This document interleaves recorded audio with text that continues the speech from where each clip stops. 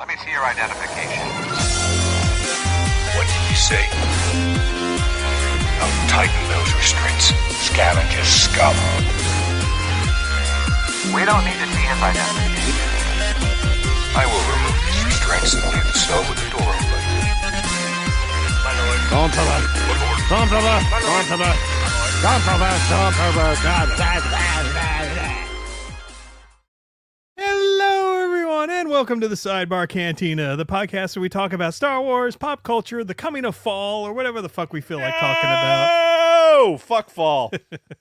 I'm Mr. Jason Roscom. With me here each and every single week, the Darth Vader to my Palpatine, Dave Martin. Hello, Dave. Hello, Jason. How are you? Fuck you and fall. Yes, this is the time of year again where we're in the transitional phase.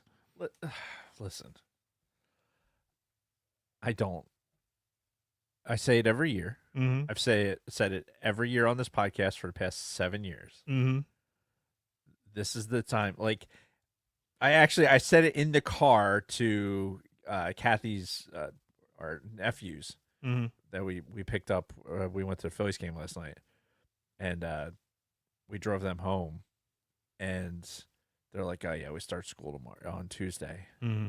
and I'm like, I get the same feeling that they were having, dreading school starting, Mm-hmm. like it being the end of the summer and dreading school starting. Yeah. I have that same feeling. I haven't gone to school in fucking forever. Right. My next semester doesn't start until October for fucking grad school. So it's not even that. Mm-hmm. Like, I can't stand it. Mhm. I can't, like, this is level of anxiety that just, I don't know. I'm permanently scarred that I hate the end of summer. Yeah. Every this time of year, every year, I feel like I didn't do all the things I wanted to do. I think from an early age, I felt like I'll never get that time back, which is a very old man way of thinking, but I think I've been thinking like that since I was like 11 years old. Maybe that's why you're so fucked up. Could very well be, among other things. Yeah. Speaking of starting school, my youngest starts his senior year of high school tomorrow. Fuck! Holy shit! Yep. So I'm less than a year out now from having no kids in school. Wow, Which is weird. it is weird. Yeah. Though I'm sure you've already experienced this, but Dude, it's weird. Well, it's weird. Like watching friends' kids go all through the fucking cycle at this point. Like my own kids, it's a foregone conclusion now. They're old now. Yeah. So watching other kids now go through and other parents, like, oh wow, now they're getting the feeling. Mm-hmm. They're getting the, like, holy shit. Like, on the other side of this year, there's no more fucking, like, 7 a.m. wake-up calls or fucking 6:30 a.m. wake-up calls to fucking drive a kid to school. Mm-hmm. Yeah, it's pretty awesome, but at the same time, adult kids have adult problems. Indeed they do. And I'm sure that's not going to, go away or not be the parents' problem. Never, ever. So, yeah, I have that to look forward to. But fuck fall. Yep, fuck fall indeed. But we'll talk about one of the good things about fall here in a little bit. But in the meantime, what are we talking about today? Besides the weather, which has Yes. been actually kind of nice. Mm-hmm. We've been really lucky. We're going to cover the second season of Industrial Light and Magic. Just the first episode. The first episode of the second season of Industrial Light and Magic. It dropped back in April, but like we do, we give it some time to just mature. Yeah. Like get just like the tomatoes in my garden. We just let them get vine fresh, vine ripened. Mm-hmm. And now you're getting, everyone's had time to look and appreciate them, and now we're going to give you the juicy bite Yes. of that tomato. Fresh off the vine. Bro. Sidebar. We've had a ridiculous crop of tomatoes this year. Yeah. Ridiculous. My father-in-law planted 4 cherry tomato plants. Mm. 4. Right? And our garden is probably the size of this studio. Yeah. A little smaller. Probably fit inside this. These cherry tomatoes overtook the entire thing. Like they're I never saw anything like it. They grew into onto everything. Really? And they're like, it's almost like a grapevine.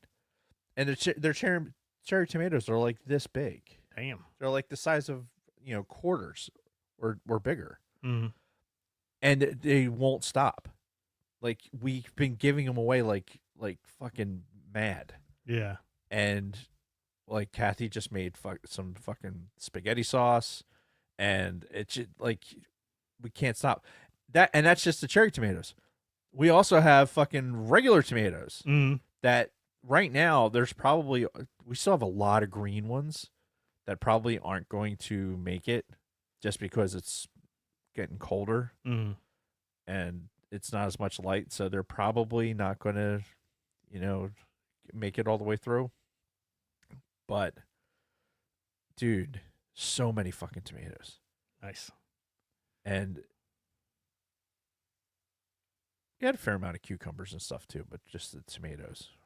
And I love it. I love a good tomato. Oh yeah, me too. Like I walk by and I'll pick a cherry tomato off of there and Just chomp it. Boop. Oh yeah. Yeah. Oh, so good. I know a lot of people that hate tomatoes. They hate the texture of tomatoes for some reason.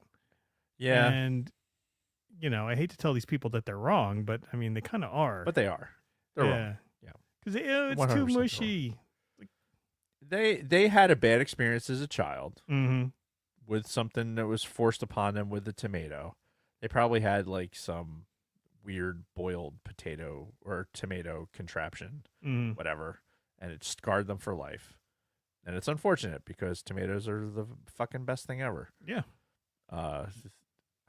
That's all there is to say about that. I mean, they're delicious. Yeah. What else?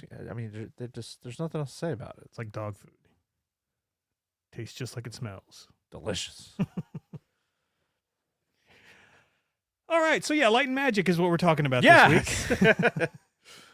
And before we get into that, we've got some other business to take care of. So what do you say we start with Patreon? Oh, my wife. Yes, you start with Patreon. Oh shit! I did not mute my phone. Right now, I don't know if you guys are paying close attention. You'll see that we have new headphones on this week. Yes, we do. Because you, our loyal listeners and Patreon supporters, have been kind enough to donate enough money to where we were able to get some new headphones in here. And it's all because of you. You. Maybe you, but not you. Fuck you, but you. And yeah, we got new headphones. And they're pretty fucking nice. They're not falling apart. We don't have like black shit all over our faces after we're done. Right. They sound great. Yeah. And unfortunately, they're blocking all extraneous noise, which means that my fucking tinnitus, when it's quiet, is going absolutely batshit. So that means they're working. Yes. So as intended. Yes, exactly.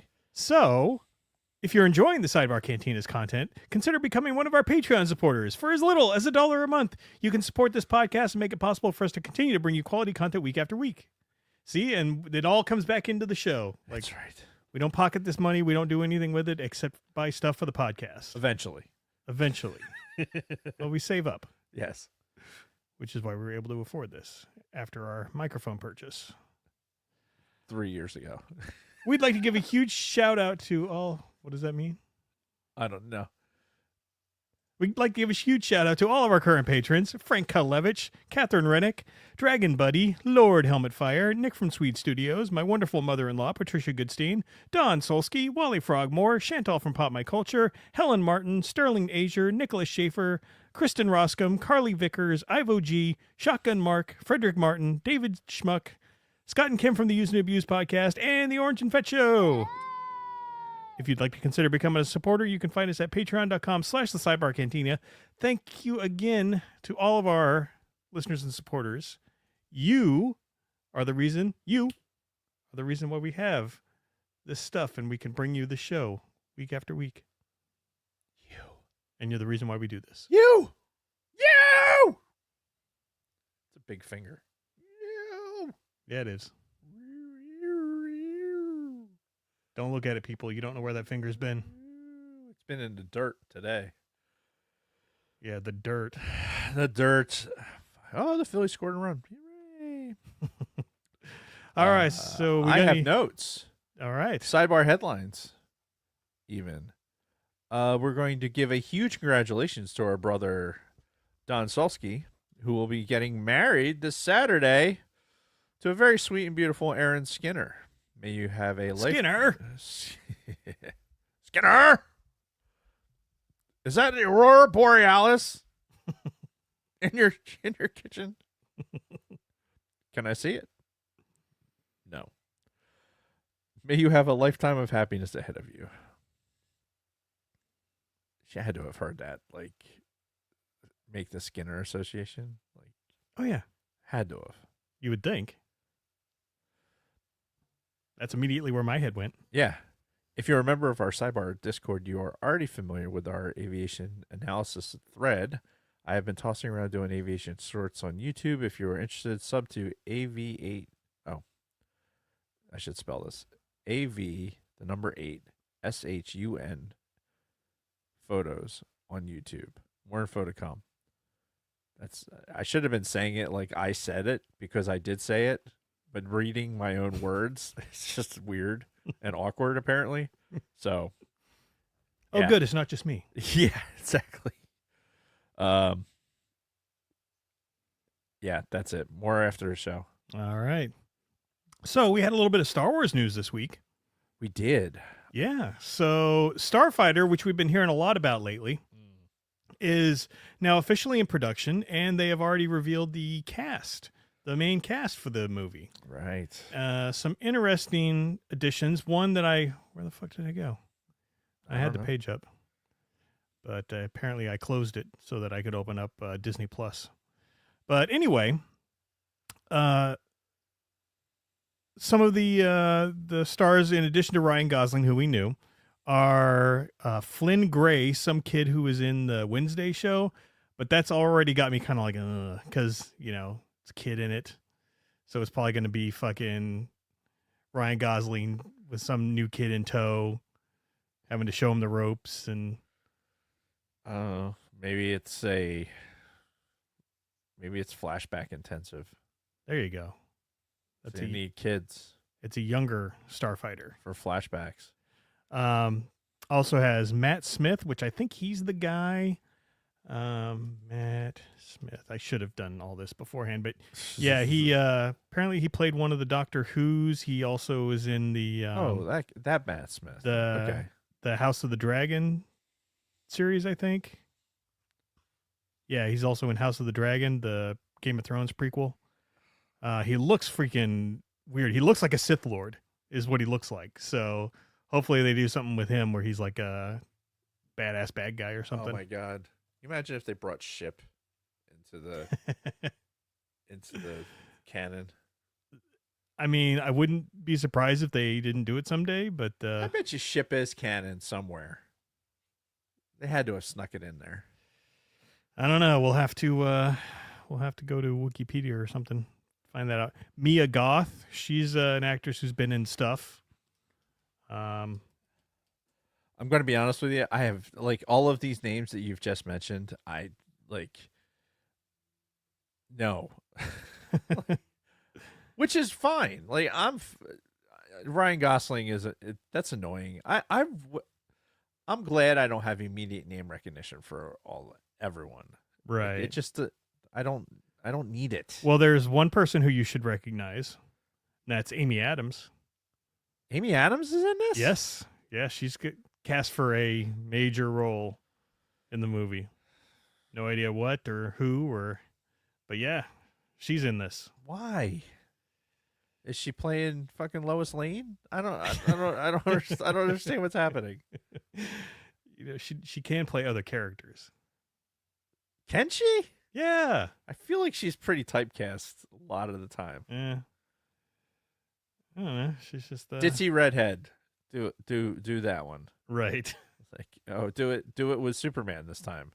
And now this time you're going to do it with a Jedi. Right. Yeah, I don't know. But yeah, so they are full steam ahead with this, and they are still planning on releasing it in May of 2027. So we're supposed to get 2 Star Wars films in 2 years.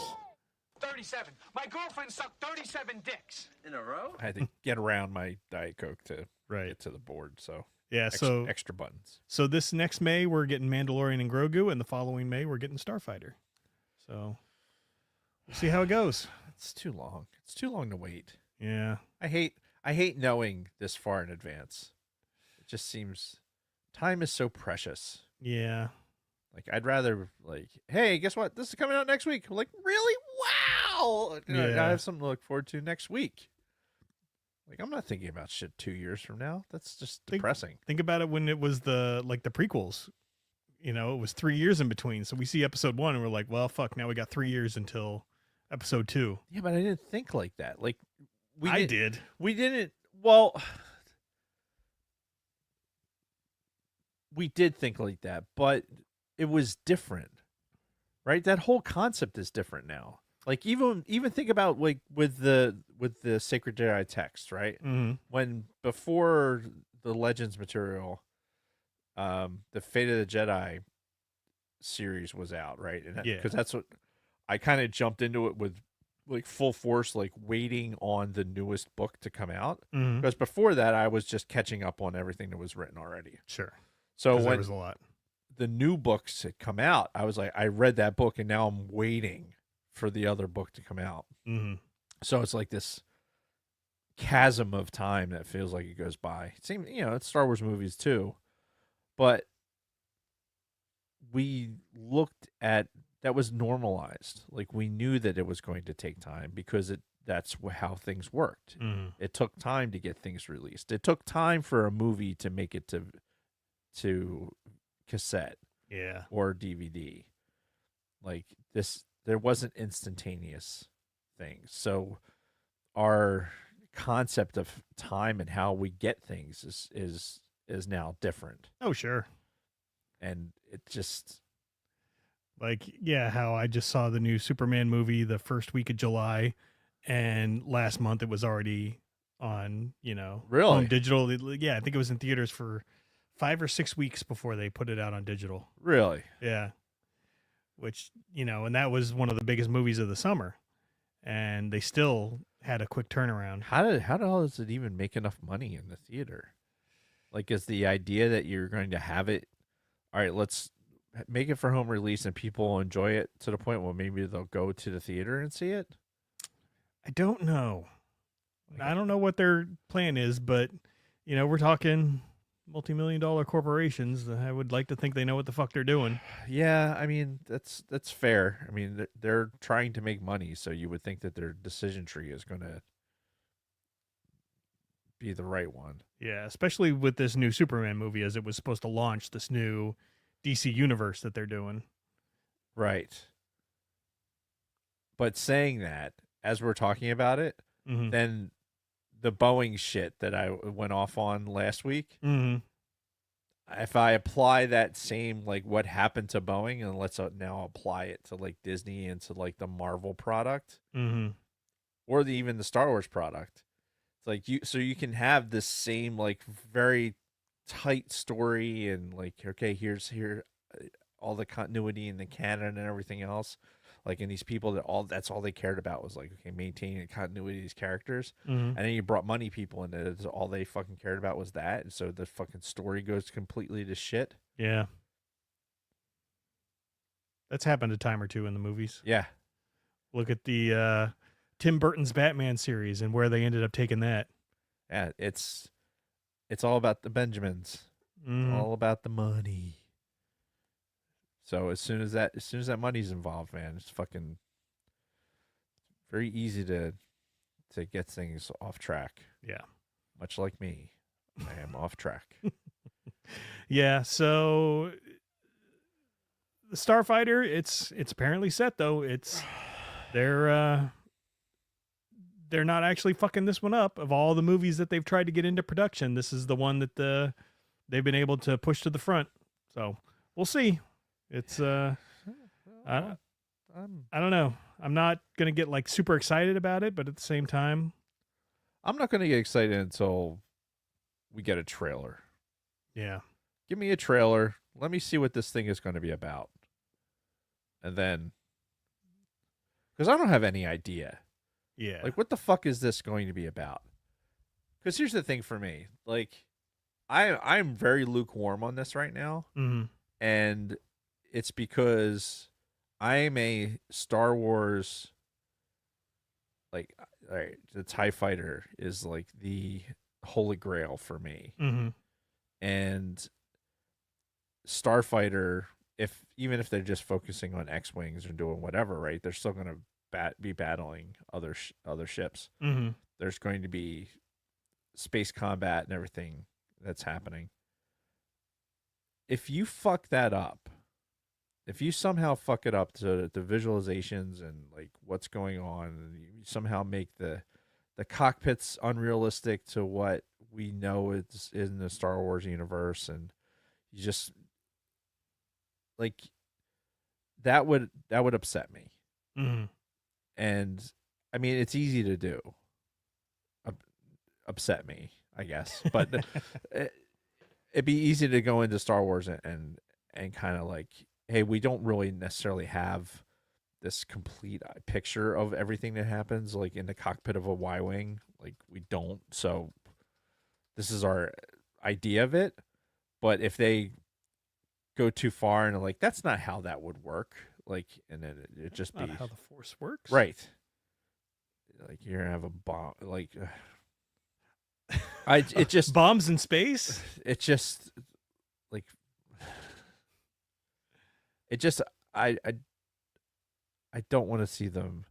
I don't want to see a fucking rebellion intensive fucking just X-wing. Everyone jerk off fucking a bunch of X-wings, Right. because that would just annoy me.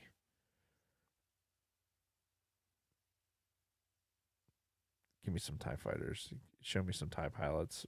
Do that thing. Honestly, I mean, this could not have either in it, really.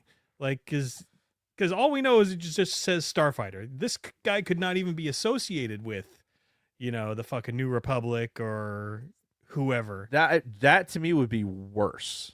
You think I so? mean, way worse. Okay. If this is a like, oh, hey, here's this like some adventurer, Mm-hmm. right? That's, hey, he's in a starfighter, kind of like Mando's N1, Yeah. and he's flying around in this thing and having adventures or whatever. Mm-hmm. I don't. Who gives a shit? Like, that doesn't have any bearing on the Star Wars universe at all. No. You might as well have a fucking ice cream truck driving around. Like, it's the same impact to the fucking Star Wars universe is Jabba's ice cream. It has to be the bigger. It has to be the bigger Star. Like, if you're going to say Star Wars Starfighter, it has to be what we know as this is A-wings, fucking X-wings, Y-wings, or some early variant of that if you're going to go early. But it has to me, it has to hit that mark. So you're thinking this should be sort of the Rogue Squadron movie without being a Rogue Squadron movie. Sure. Something like that, yeah. Okay. I do know that it takes place after Rise of Skywalker, so it's the farthest in the future that will be. But yeah, no idea about any other details. That's interesting Yeah. in and of itself. Mhm. Going that far in the future. So Maybe they'll find the Yuzong Vong. that'd be awesome. That would be awesome. They would be a hell of a villain for a Oh my god, that'd be so gross. a new series. Can you imagine? Oh god, that'd be so gross. Yeah. I mean, they keep calling the new Rey movie the New Jedi Order. It keeps getting referred to as, so That would be awesome. you never know. She could be starting up the new Jedi, and then all of a sudden the Vong invade, and Yeah. galaxy's fucked again. Then she has to go dark to fucking beat the Vong. That'd be awesome. That would be awesome. And let us write this shit. I know. That We'll was thinking fucking the do same it. thing. We'll give you what you want. Yeah. We will give you what you want. You want to see the Yuzong Vong? Do you have any idea what we're talking about? You may not. We'll get you there. Yeah. We will show you we will show you an enemy that took 20 fucking novels to get rid of in Yep. the Star Wars universe. Yeah, it was crazy. And by get rid of, I mean like exterminate Yeah. completely. And there was a pretty big body count along the way, Yeah. too. Yeah, there was. So, anywho, so that's that with the Star Wars news. Jesus Christ. That's funny. Yeah. So, you want to talk about our weeks? Yeah, let's do it. All right. So I'll just get started with a question. Are you ready for some football? No. Well, it's coming anyway. In fact, it's your team that's kicking everything off Yeah. against the fucking Cowboys of all people. Yep. So, y'all better win. No, that's facts. Yeah. We better beat the Cowboys, especially on Thursday night to open up the fucking season. Mm-hmm. Where are they playing? Is it here or? That's home. Okay, good. Yeah. The Cowboys are a fucking dumpster fire. Oh yeah, that whole Micah Parsons thing. Yeah. They. I love to see it. Oh yeah, yeah. it's- Anytime Dallas, has a massive meltdown like that, then Yeah. it's great for the rest of us. My thing right now with football, because Penn State played over the weekend. I'm not ready, like emotionally for it. Mm-hmm. Is it because of the baseball factor? Because baseball's still a thing. Probably but not as much as usual. I mean, I'm used to the overlap, Mm-hmm. but I think this is a byproduct of success. Yeah. Right? The Eagles going to like the playoffs and going to the Super Bowl and winning the Super Bowl, like this celebration of Eagles football so late is not something that my fandom is used to. So Right. like for it to be like, hey, 4 months later, guess what? You're going to be fucking thinking about football again. Or not 4 months, 6 months later. And I was just like, I should not be thinking about football for another month or so, right? I mean, like, because they usually have that longer off season. Yeah. So, and I say usually, I mean, that's really not the case. I think I mentioned it last week. Like, kids today know the Eagles as a overwhelmingly winning franchise. Mm-hmm. As opposed to a child that was born in the 70s and is watching the Eagles since, basically since birth. Which, sidebar, I think, did I mention this before? So I was born on a Sunday, Mm-hmm. right? Just outside of Enter Stadium. Mm-hmm. I think I measured it. It was, let's call it 1,200 feet Okay. from the vet. And Were you born in the parking lot? parking lot adjacent because the naval hospital was like across the street Yeah. from the vet. So I have the exact numbers, believe it or not. I just don't remember off the top of my head right now. So it was a Sunday. The Eagles were playing the Cowboys Oh, no shit. that Sunday Wow. at the vet. So it was a 1:00 game. I was born at 7:56 in the morning. So that means that right after I was born, they would have started tailgating probably about 10 a.m. Yeah. in the vet parking lot. So I was born basically right into a tailgate. Nice. And they lost that game. Oh, They lost to the fucking Cowboys that game. damn. So my hate for the Cowboys Starts right from birth. started fucking Day one. 8 hours after my birth. Like, fuck the Cowboys. I'll tell you what other fucking thing. You talk about football. Mm. I'm going through a lot of our old pictures that my grandparents had, and I'm finding all of these pictures of me as from the age of like 5 on Mm-hmm. with Eagles and Philly shit on. Yeah. Like really cool Eagles stuff too that I've had this vague recollection of having. Mm-hmm. But like this really cool V-neck sweater with like Eagles embroidered on it, like I wore in a school picture. Right. Like I'm like, wow, that was a great fucking sweater. I'd wear that today. It's just really funny. Like it's one of those that if anybody ever would question, like, well, you're a fucking bandwagon fan or something like that, I'll just be like, bitch, please. Mhm. And just be like, here's a picture from 1979 of me in a fucking, at a goddamn Eagles game. Why don't you Yeah. just suck my dick, you cocksucker? Anyway. Yeah. But all that being said, I'm not mentally ready for it. I'm just not like the Eagles are Super Bowl champs. As soon as the season starts, they're not. It's over. No, they're still the defending champs. Like we said, we had this conversation. I'm pretty sure last week. It's like in my head, it's like you have to flip that switch. I think the team is doing it also. It's flip the Yeah. switch. Well, the team, they have to. They can't Right. dwell on it or they're going to lose focus on this year. Yeah, I don't. When you start walking around as a fan and be like, well, we're Super Bowl champions, brr, right? And it's, week 4, Mm-hmm. then you might as well be a Cowboys fan. Right? Because that's all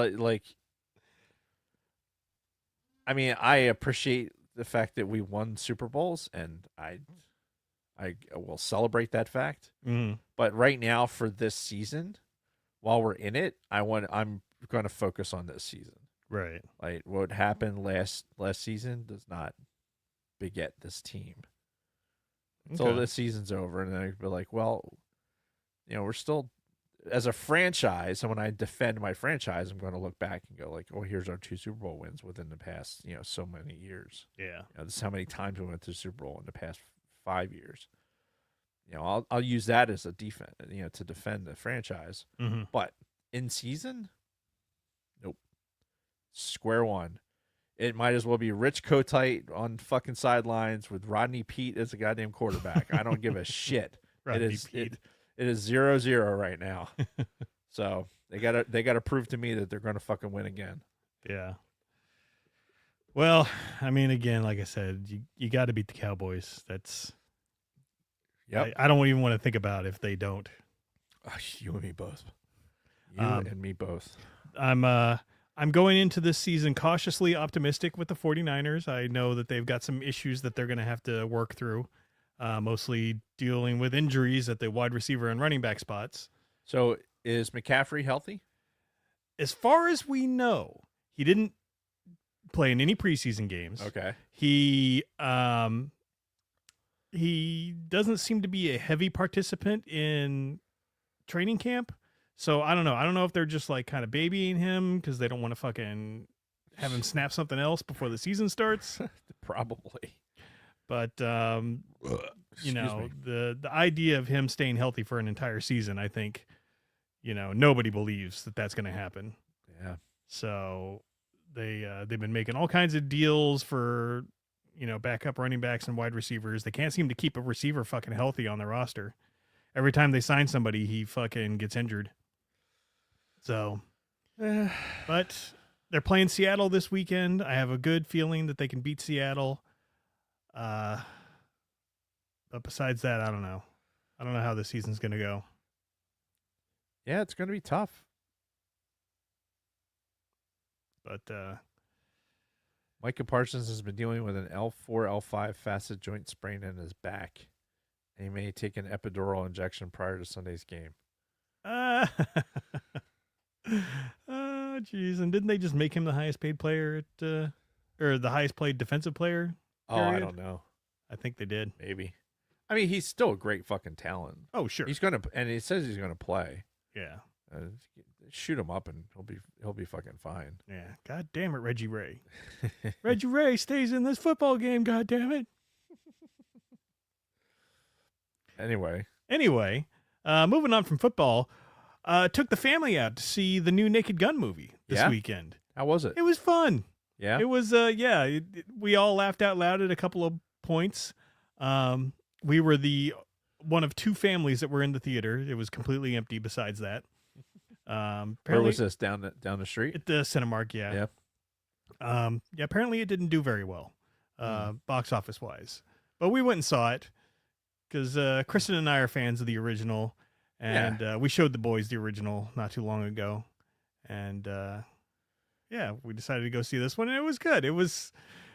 It had a bunch of good laughs. It was, hour and 25 minutes long. Oh, okay. It was just long enough to not wear out its welcome. And it tried to keep the spirit of the original alive. Okay. You had a lot of corny ass jokes that were about as corny as they were back in the 80s. Yeah. All right. Well, that's part of the brand. Yeah. I think my cousin Rick said he went and saw it too. Yeah. He recommended it. Yeah. It was not a bad flick at all. So we did that. We went to Amy's Omelet House afterwards. Oh. Because there's a new one right over here. That's yeah, I saw it. It's near the diner, right? It's down the street from the diner. Well, from a diner. I don't know which diner you're referring to. That's true. This is I forget where I am. Yeah.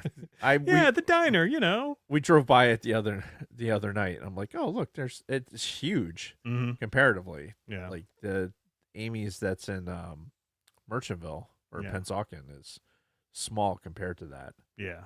Or at least that's what it looks like from the outside. So small. My penis so smooth. There it is. So yeah, had a good day out with the family. That was Saturday. No. Saturday.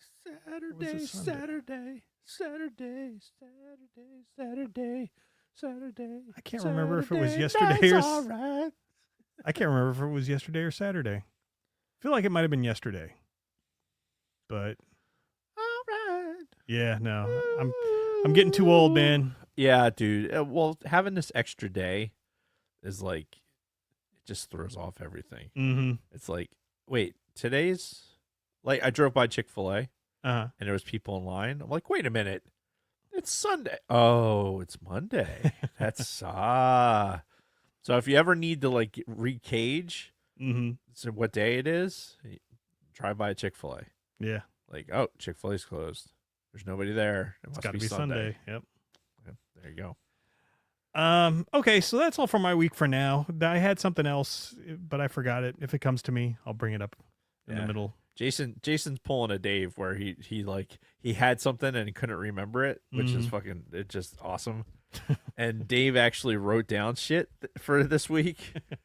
He spent time this morning like banging into his phone so he wouldn't fucking forget for today. Yeah. Saturday, Kathy and a couple of girlfriends they went to a winery somewhere. Hamilton. Okay. So I DD'd for them and dropped them off. And I'm like, all right, well, I gotta kill some time while they're, doing their thing. Mm-hmm. So I wanted to see those World War One ruins. Oh yeah, the ones that I took my dad to see, Yeah, where I got a tick in a bad spot. right in a really bad spot. Yeah. So I'm like, I want to go see that. Mm-hmm. We go see the place where Jason got a tick in his dick hole. Yeah. So not in the hole, thank God. Just on the head. So I find it on the Google Maps, Mm-hmm. and it wasn't that far from where I was. And I'm like, all right, let's go. So I start heading over there, and it's like, so there's like this racetrack Yes. that was around it, Mm-hmm. and I wasn't dressed for hiking, right? I Mhm. was in a pair of sneakers, gym shorts, and a t-shirt. Oh boy. So I'm like, I'm gonna drive as far as I can, and then I'll risk whatever. Mm-hmm. So I drove into the first break that the first opening, and I'm like, okay, this isn't too bad. It seemed like there wasn't really any vehicle traffic on there for a while, Mm-hmm. but it was passable. And I'm in my car, which I had brand new tires on, literally brand new tires, like from that morning. Oh, nice. So, like, oh, this is great. Gonna get them nice and dirty. So I get back there and I make a left because I look to the right and I can see that there's like shit in the middle of the road. Yeah. Road, air quote. I'm like, all right, I'm gonna go to the left. So I start going, and, taking it real slow, and I come across there's a fallen tree branch Mm-hmm. In the road. across the road. I'm like, huh. Well, I'm nowhere near the fucking where the trailhead is to be able to go see these things, Right. and I'm not comfortable enough parking the car here to hike that extra like quarter mile or whatever. Mm-hmm. So, like, well, maybe I'll just move the tree. So it was a pine tree. It was, I don't know, foot and a half thick, Okay. and it was. I'm not gonna say it was light because it wasn't, but I was able to move it. I had gloves in the car, and what I ended up doing, like to get it initially going, is I took another fallen tree. Mm-hmm. It was slightly less diameter, and I used it as a lever to start it moving, and then I just picked it up and kind of slid it over. Right. Dave does dumb shit. This just qualifies underneath the category of Dave does dumb shit, Mm-hmm. right? Step 1. Go on to trail randomly with inappropriate clothing and no plan. Right. Perfect. Go. Step 2, encounter tree, move tree. Mm-hmm. Right? Perfect thing for Dave to do. So I keep going, and next thing I encounter, I'm on the first turn of this fucking racetrack, and I encounter a puddle. Right now, I used to have a truck. I've had Jeeps, Mm-hmm. and I've been stuck in the mud before because I was foolishly optimistic about how deep a puddle was. Mm-hmm.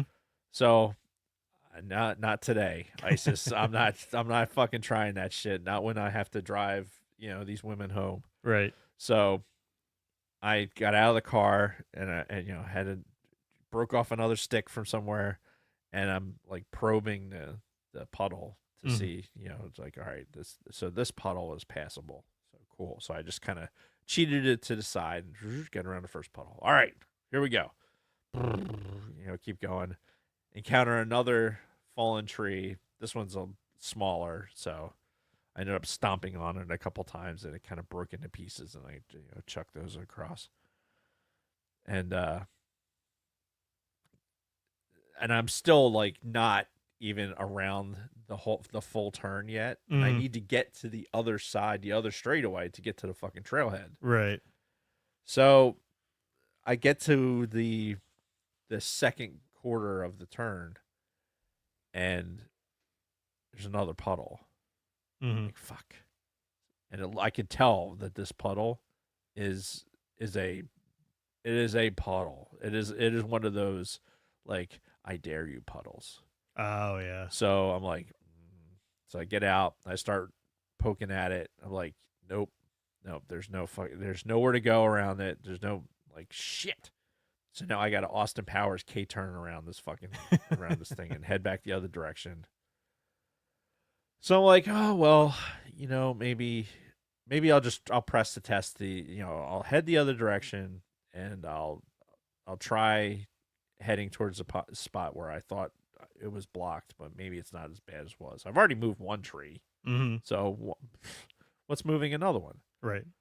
So start going that way, and not only is there one fallen tree, but there's like logs that are deliberately put across there. Oh, to like stop people from going? Stop. Yeah. And I'm like, it's not worth it.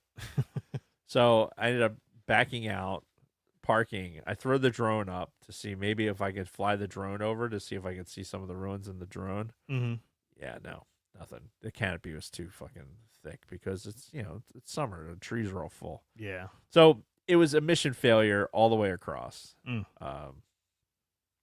I got them, picked them up, and fucking headed back. I want to go back there though. Yeah. Like, I want to go back there, not necessarily to fucking drive the thing, but I want to get to a point where if I'm in the appropriate gear, like long pants. Yes. Like I had to, I hosed myself down with Deep Woods off, regardless. So I had at least some chemical protection. Yeah. And I, after a thorough check, was clean. But I also wasn't hiking into it. Right. This was on a relatively open, sand road thing. Yeah. I know hiking into that woods would have been a completely different story. So I think in the fall, it'd be worth getting back there just to be able to go back there and see. Now, just to say I'd fucking narfled the Garthog and be able to fucking go and see it, it's probably not much of anything. No, not really. It's very unimpressive, but it's still cool to go back and see it. Yeah. Now it's like now I have to do it. Like I was so close, and now I have to fucking do it. And it's just so weird to think that there's stuff like that just buried in the woods, from World War I. Yeah. It's which sidebar. I just thought about it again, going through stuff from my grandparents. I was looking at a thing. Apparently, I think it's my grandfather's uncle. I think. Not 100% sure how the family tree goes to that, but I'm pretty sure it was his uncle. It was either an uncle or a cousin that was in World War One. That was part of the army in France and the occupation in Germany and shit. And we have his discharge papers. So from like 19 fucking 19. Wow. Have his discharge papers. I was like, Jesus Christ. This shit looks the same. Really? The fucking the Army, the Air Force, like the military, like we make the same paperwork we have for like a millennia. Like the shit that George Washington came up with to be like, hey, you know what? You should have short hair because it's going to be easier to fucking keep clean, delouse, and do all that shit. So everyone in the Army is going to have short hair. Everyone thenceforth has had a fucking short haircut. Yeah. And it's just weird that shit like that how it is carried through. And then the paperwork, it looks the fucking same. I got to see this. Yeah, I got a picture of it actually. Speaking of military shit, did a really cool thing on Friday. One of my former commanders since I've been a GS, he pinned on 06. Mm-hmm. His ceremony was at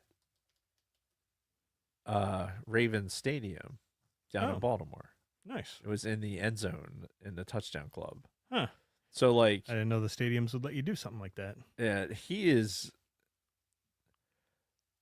the kind of guy that if something like that can happen, he would be the guy to make that happen. Like, he's from Baltimore. He's a huge Ravens fan. That's what I was just going to ask. Yeah. Yeah. And it's like, here, you can scroll left and right. So, Vickers and I ended up taking pictures for him.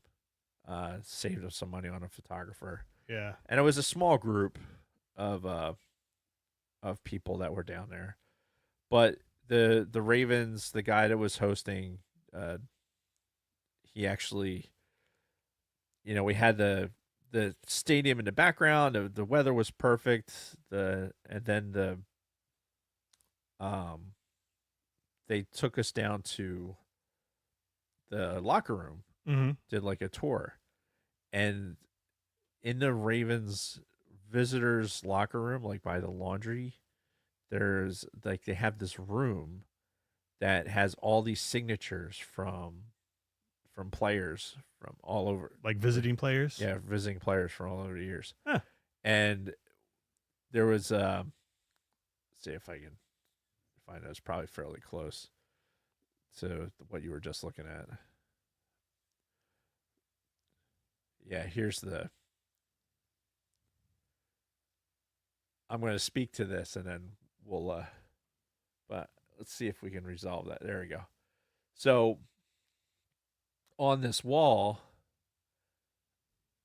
Jim Brown. yeah, I see Jim Brown, but before I see Jim Brown, I see the better Kelsey. Then I'm like, wait a minute.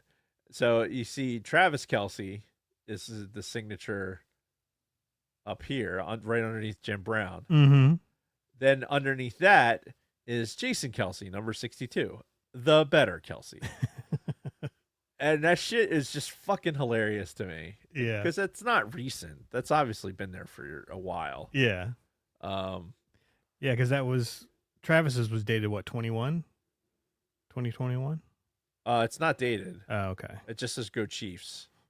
But Chris Carter is the other signature that's on there.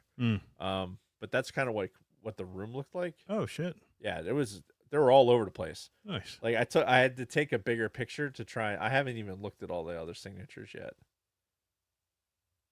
But yeah, really, really cool little glimpse into, kind of the behind the scenes for what goes on in that locker room. And I'm obviously a huge Jason Kelsey fan. So this was that's Colonel Rankin there. That door, that's the door going into the place. Uh-huh. Those are helmet stickers Right. on there. For a lot of other teams. I see at least two 49ers Yeah. stickers on there.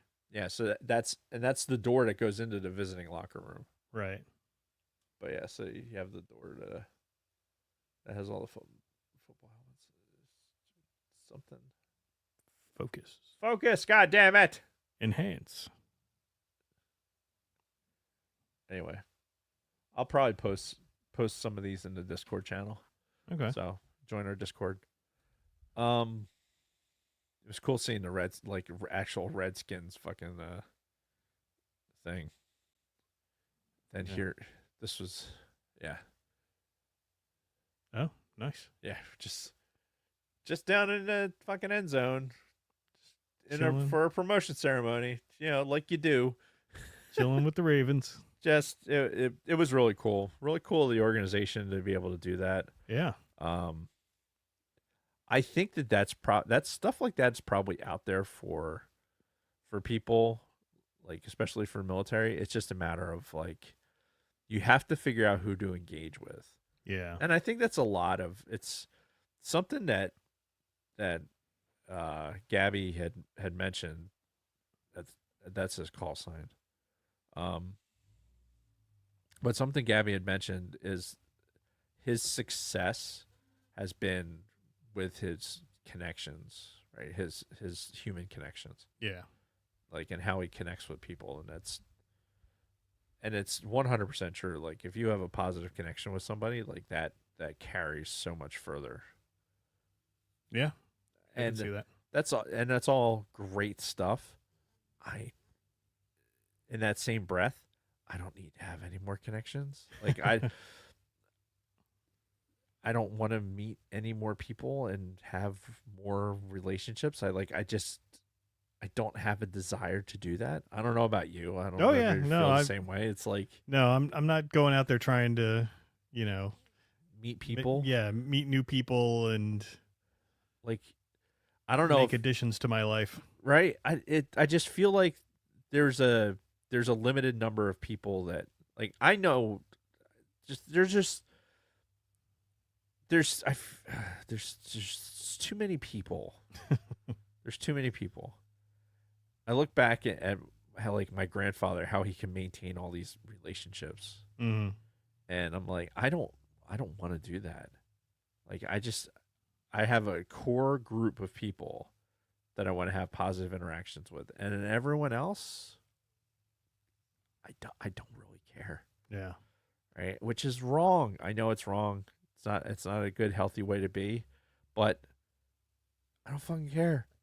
Like, that's how I want to be. I don't want to people. I don't want to have to walk into that anxiety of having to make small talk. And, Oh yeah. And It's the worst. Like, because then you have to be a, some version of you, and then you have to remember what version of you that person saw. Like, Right. Wait a minute. Like, which Dave did that person get to know? So anyway,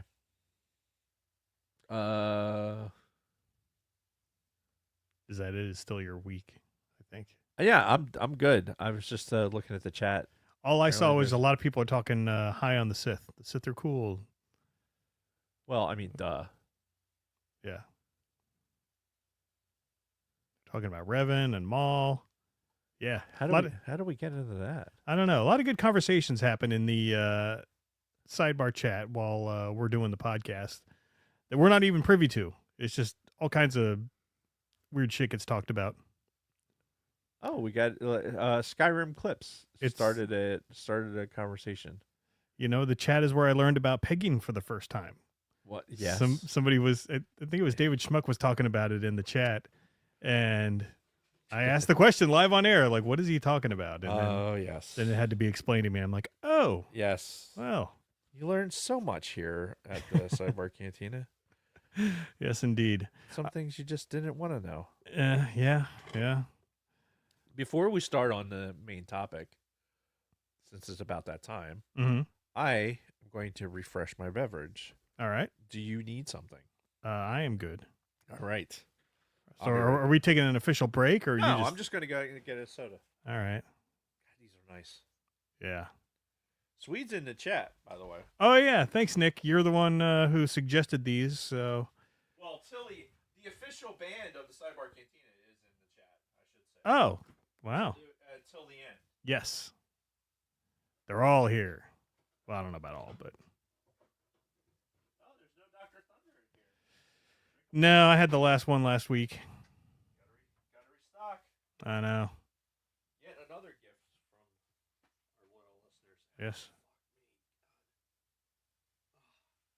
Dave, he walked a few feet, so now he's in pain, doubled over. Fuck Is that not what just happened?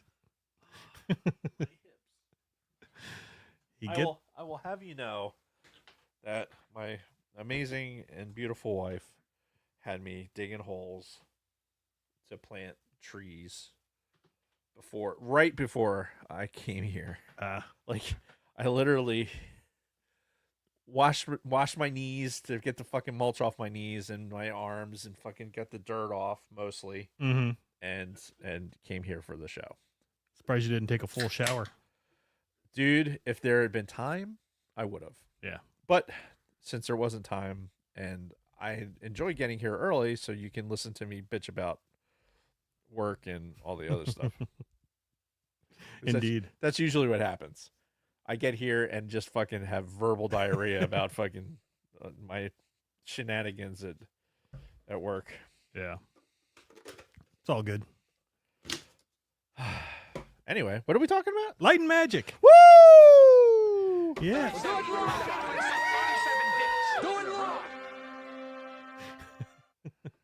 Just felt like it needed that. Never gets old.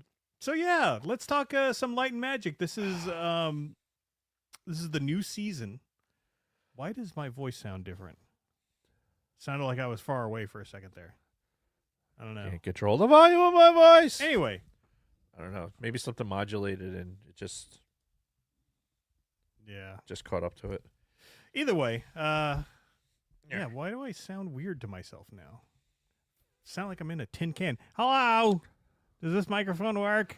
Yes, you were. It's just fine. Okay, I don't know. It's just maybe it's the new headphones. I don't know. Maybe. Whatever. Light and magic. My girlfriend sucked 37 dicks. Do it wrong. 37 dicks is so prominent in that fucking in the middle of it. Well, it helps that he's yelling at 37. My girlfriend sucked 37 dicks. In a row? I'm 37. Phillies just took the lead 6-5. Oh no shit. Yay. See, look at that. You were all upset earlier because they were down. Oh, they're gonna blow that lead. don't you worry. This is the part of the season where Dave just fucking gets upset at the Phillies. Yeah. So the title of this first episode is called "Are We Ready for This?" Yes. And And it's essentially the lead up to the Phantom Menace, to Right. them starting work on the Phantom Menace, because it starts off where I don't know. It still just sounds weird. Do I sound normal to you? Yes. Okay. Sorry. But yeah, it starts off where everybody's sucking ILM's dick, like right from the get-go. You got fucking Spielberg, you got Ron Howard, you got James Cameron. They're all Keep talking. they're all fucking just like sucking on ILM like crazy. Oh, hello. Now that sounds normal.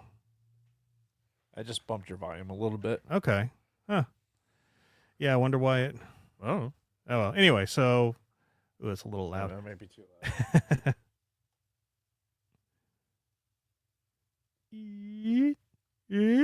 There we go. All right. We'll stick with this. All right. So yeah, it starts off with them, just going all over ILM's dick. And you see scenes from some of the stuff that they've been doing, but more of their like earlier stuff, things that we had talked about in the first season. Yep. And it's all building up towards, Lucas doing new Star Wars movies because, they, through these interviews with the people that they're a part of the crew, they talk about how, they joined ILM with the hope that one day they'd get to work on a new Star Wars movie with George Lucas. Right. And, finally, we got to that part. And the way we got to it was, it looks like, at least the way the story that this episode wants to tell, is it started with Jurassic Park, right? With because we'd already talked about like T2, Right. and the liquid metal and everything, and now we're looking at Jurassic Park, which was, phenomenal at the time. Like the level of CG graphics that this thing had, and just how realistic it looked at the time was, far and away the best special effects we'd ever seen in movies up to that point. Yeah. You said at the time a lot just now. Mm-hmm. When's the last time you watched Jurassic Park? Well, it's been a minute. Why are you thinking it holds up? I think it holds up better than you think. Probably. That'd be something to engage with. Yeah, I think it holds up better than you think. Okay. And it might, but What do you think, chat? we are talking fucking 30 years ago when this movie came out. So Facts. technology has gotten better since then. But I can't spell Jurassic, apparently. the way I spell it is 1 R and 2 S's. Is that right? Don't ask LG. Why? Lunar Girl. Why do you like dinosaurs, Lunar Girl? Is that Didn't everybody like dinosaurs as a kid? dude, a dinosaur? Who doesn't like dinosaurs? Yeah. It's such a, I think about it from a historical standpoint and just how this planet that we're living on used to be filled with these just massive fucking creatures Right? everywhere. Yeah. Fucking bonkers. Which, especially like you think of this area, right? Let's see.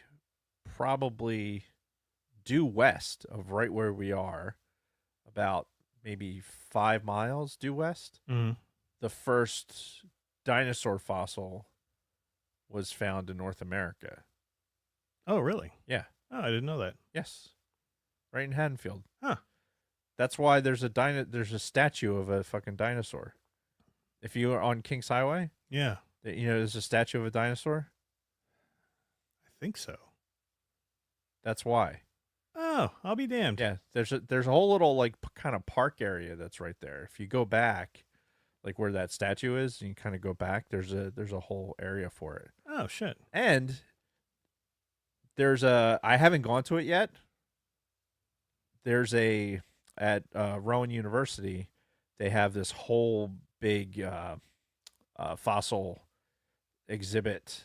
Like, it's more than an exhibit, I guess. It's almost like a museum Mm-hmm. size kind of thing, where for archaeology and everything else, there's a name for it that I'm not coming up with. But yeah, if you Google Rowan University fossils, it'll be the first thing that comes up. Yeah. But yeah, apparently this area in particular, because of the way the limestone and sand and its proximity to the ocean at the time, Mm-hmm. because most of New Jersey was underwater for most of the Earth's existence. Yeah.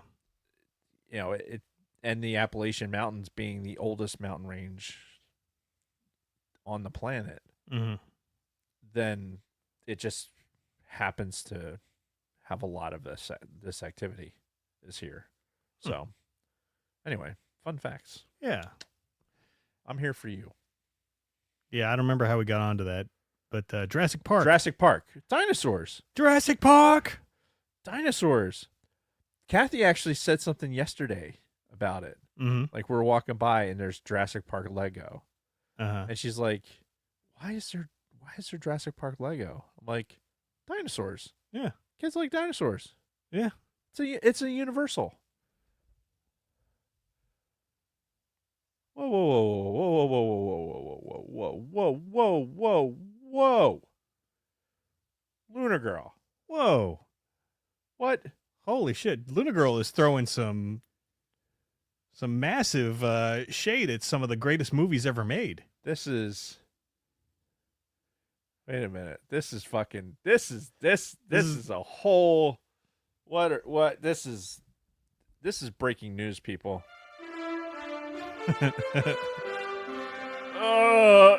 This just in. I'm back from the grave to tell you that Lunar Girl is wrong. That's it. She's wrong. No. What? So, for those of you listening to the audio portion of the podcast, Well, you just fucking took it down. I was about to read what she said. That's okay. I'm gonna get there. Hang on. Yeah, there's a big debate going on right now. But she essentially said that Jurassic Park goes into the same place as E.T. and the Karate Kid, in the trash. Which, how dare you? The Karate Kid is one of the greatest movies ever made. Period. End of story. And then E.T. was pretty good too. And Jurassic Park was really good. Yeah, I'm not sure if I put Karate Kid over those other movies because no John Williams. That's okay. I'll give you that. Come on, buddy. buddy. Come on, buddy. But yeah, it's that's a shame. Yeah, and in this crowd, I'm sure she's getting roasted in the chat right now. She is, and now Dragon Buddy's on the couch for fucking bringing this up. Sorry, Chris, but we appreciate your sacrifice. Oh my god. And then zombie Tom Brokaw over here seeing my house out of order. Oh shit. Anyway. Good times. But Jurassic Park, yeah, I think there's a conversation to be had about that movie actually holding up a lot better than we think, because the work that they did with at ILM and what they're talking about here in the beginning of this this episode, the efforts that went into the modeling for Jurassic Park, I think and the detail work that went into it for like the shading and everything else, I think if they hadn't gone into the level of detail for that, then I don't think the rest of it happens. Right. You know what I mean? Like, it's one of those things where like, okay, we're going to over-engineer this, like to a point where it's like we're painting individual scales because the movement of this is going to, like, this is how this would move. We think we're going to that level of detail, but nobody's going to see that. Right. But they did that. They like, this is how the muscles are all going to move. Like, and they went through that whole thing. Even the walkthrough they did where they had they had the puppets. Like the animatronics? Was it animatronics, or was it when they with the kids in the kitchen and they had the before the CG with the raptors? Yeah, it was stop motion, I think. Oh, was it? I think they tried it that way, but then I think that was just for like the it was for the like blocking. They did it like for what the kids were doing. Right. But even that was pretty good. Like, there was a lot of effort put into it, and that's why I think Jurassic Park holds up. Do you have a guess as to where Jurassic Park, the original, holds up in the adjusted for inflation box office? Like what position it holds? 9th. Not that far. 19th. Okay. Or I'm sorry, 18th. All right. So yeah, adjusted for inflation, Jurassic Park is the 18th highest grossing movie of all time, which makes sense because it was huge at the time. Yeah. Like, everybody was fucking talking about it. Yeah. You know, my family went and saw it in theaters when that was the time where my family never went to movie theaters. I had to normally go with friends to see movies. It was what, 94? 94. I think it was 93 actually, but 94. No, 93. 94. 3. 94. Funny enough, you know what's number 19? 94. The Phantom Menace. 94. Really? Yeah. So it's not, Phantom Menace is 19 with adjusted for inflation. Adjusted for inflation. Does that include the 3D re-release? I believe so, yeah. Huh. Interesting. Yeah, I believe all these box office numbers count re-releases. Excuse me. You said it. 94. And Episode 4, A New Hope, is still number 2 all time. Hell yeah. Because Gone with the Wind is apparently a thing that sold a lot of tickets. Whatever. There's some fucking rich Southerner that just somehow just keeps pouring money into something that makes those numbers go up. Yeah. Well, in 27, they are re-releasing New Hope in theaters. That's you know, right.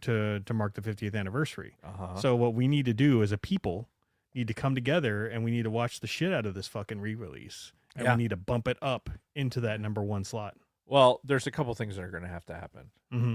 One, obviously, we're going to see it in the theaters again. Yeah, of course. Obviously. Yeah. Two, if there is a marathon, That would be fucking awesome.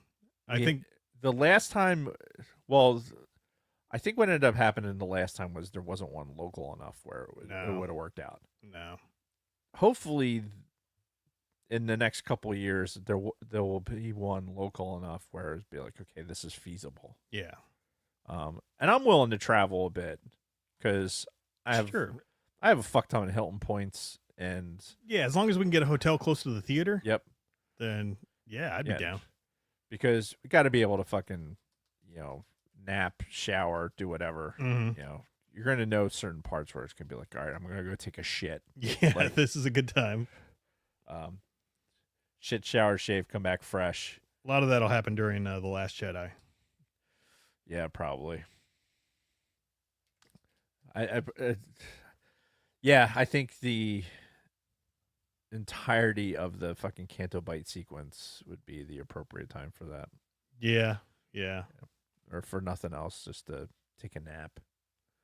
Look how they're treating the animals. Anyway, I could see them doing something in the Hollywood Bowl since. Yeah, last time they did any kind of official Star Wars marathon in theaters was 2024, May of 24. And that was very limited. I wonder, is John Williams getting out enough where he's going to do the Hollywood Bowl thing this year? I don't know. Last time we saw him, he was like in a wheelchair. Well, he is 90 fucking 8 or something. 94. 94. It's like a toddler. He's 93. 94. No, 93. He's almost there. 94. I 94. know that episode of Mandalorian where Grogu's got control of the buttons. Oh, yeah, no. 94. That's me. Like, Right. I have that same fucking mentality. 94. You put these buttons in Penis front of so me, smooth. and I just can't help myself. Well, do it live. Fuck it. Mm-hmm. Do it live. Anyway, I just wish we had more buttons. That's all. 37. I know. My girlfriend's It's being limited to 8 sucks. I mean, there's obviously more pages. Yeah, but it's not easy to flip back and forth. No, it isn't. They need like a button, like right there next to the 8 buttons that'll cycle you through the pages. Right. And then you can quickly or 2 buttons that go left and right. So quickly the software that controls this, does that also only have 8 buttons? Yeah. Like on one page? Mm-hmm. So it's just it's just straight GUI. Yeah. No. I know this is fascinating for the listening audience. 37. Do you know what I have to say about that? What? That's what I have to say about that. You slammed it so hard too. Everything moved. I was trying to be quick. Yeah. So, all right. Getting back to Light and Magic. They, we're building up towards Phantom Menace. We see Jurassic Park, and then they go a lot into Casper, the movie Casper, which I had never seen before. Really? Yeah, I remember seeing like previews for it and everything, but it was never my thing. Okay. So I never saw it, but watching these scenes that they're showing in the Light and Magic show, made it look pretty fucking good. Like the CG for the ghost was pretty damn nice. It was pretty legit. I thought, because they mentioned like how many scenes they actually did with the ghosts, and I was surprised at how little you actually saw the ghosts on the screens. right. Like it was just like, oh man, I just was expecting there to be more screen time. Well, and then as we find out later, most of the time it's all about the dollars. You know, it's like how much is it going to cost to have Casper in 75% of this movie? And they're like, ooh, it's going to be pretty pricey. So like, okay, let's drop him down to 30%. How about 30% of the movie is Casper? Like, yeah, all right, that's reasonable. It's like a slider, just like oh, now we're hit our price point. Yeah, because you don't think about that when you're watching these movies, because it's just all this shit sprawled out you, and you're just awestruck with all these effects and everything, but you don't realize that every one of these little things that's done in there has a price tag on it. And some things that you see could possibly be better if somebody decided to not be cheap and go a different route, like Rick McCallum, who we'll talk about here in a little bit. And then it was apparently the show Dragonheart that finally convinced George, like, ILM's ready to do Phantom Menace. They showed some scenes from it. I guess it was Sean Connery was the voice of this dragon that fucking talked and had interactions with humans. Again, don't know a thing about it outside of what we saw here in Light and Magic. Yeah, it wasn't something that I was tracking either. No, even though Sean Connery was involved in it. Yeah, it's just a Scottish dragon. It might as well have been anybody. Yeah, I did see the Dina Meyer's in it though, so she was always kind of hot for me. She was hot for you? Yeah. Wow. No, you never took it. Like, to me, she was. Okay. You put the wrong inflection on the wrong syllable. Right. But anyway, yeah, so it was finally after Dragonheart is when George is like, okay, ILM's ready.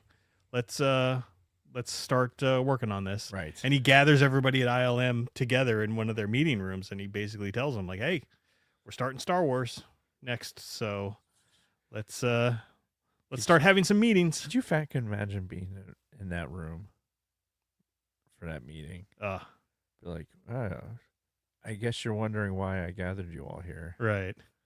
Because we're going to do another Star Wars. What? Just sit there going like, wait a minute. This is kind of what I signed up for. Right. Right? If you're working at ILM, you're like, fuck all this other bullshit. Yeah. Like, I can make Indiana Jones run away from shit all day long. This right here, fucking Star Wars, that's the jam. That's why I got hired here. Mm-hmm. Because, if you're not one of the guys that actually worked on it, you're one of the people that came in afterwards that were just, awestruck by what they put out there. Smooth. Okay.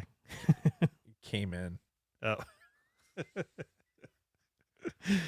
Such a dirty mind, Dave. It's the way you said it. I didn't say it anyway. My penis so smooth. Yes, you did. All right. You just don't realize it. Yeah. They very quickly started talking about budgets, which is very interesting. Because they talked about how the effects guys came out and said, it's going to be $102 million to make all the visual effects for Phantom Menace. And Rick McCallum, gave them a counter offer. And it was like $62 million. Slid the paper over to them. And I guess that's what they pretty much came in as. Which is insane. Yeah, because the whole movie itself, I think, cost $100 million at the time, which was still pretty pricey. For a film in 1999. That's not something you think, like, by today's dollars. That's nothing, Yeah. They throw 3 times that at the Marvel movies. But goddamn, dude, even saying the year 1999 out loud just doesn't, in my brain, trigger like, oh, that was a long time ago. Money was different then. Like, A lot of things were different then. I know, but it doesn't like trigger that in my head. Like, I think it's that perpetual like wall of denial. Mm-hmm. That just keeps pushing that back. I don't know. I just think of it as pre 9/11. Yeah. Yeah. 9/11 was a big changing point in a lot of things. It was. You think about the times before, especially like right before those few years, like right before we're having the big internet boom and everything. And, Yeah. Everything's just fucking great, you know? Yeah, well, I was working in that internet boom for CompuCom or whatever, but then I fucking got out of that and went in active duty Yeah. in 99. So 99 was kind of my chalk line, really, because I was in the unit for Suck my unit.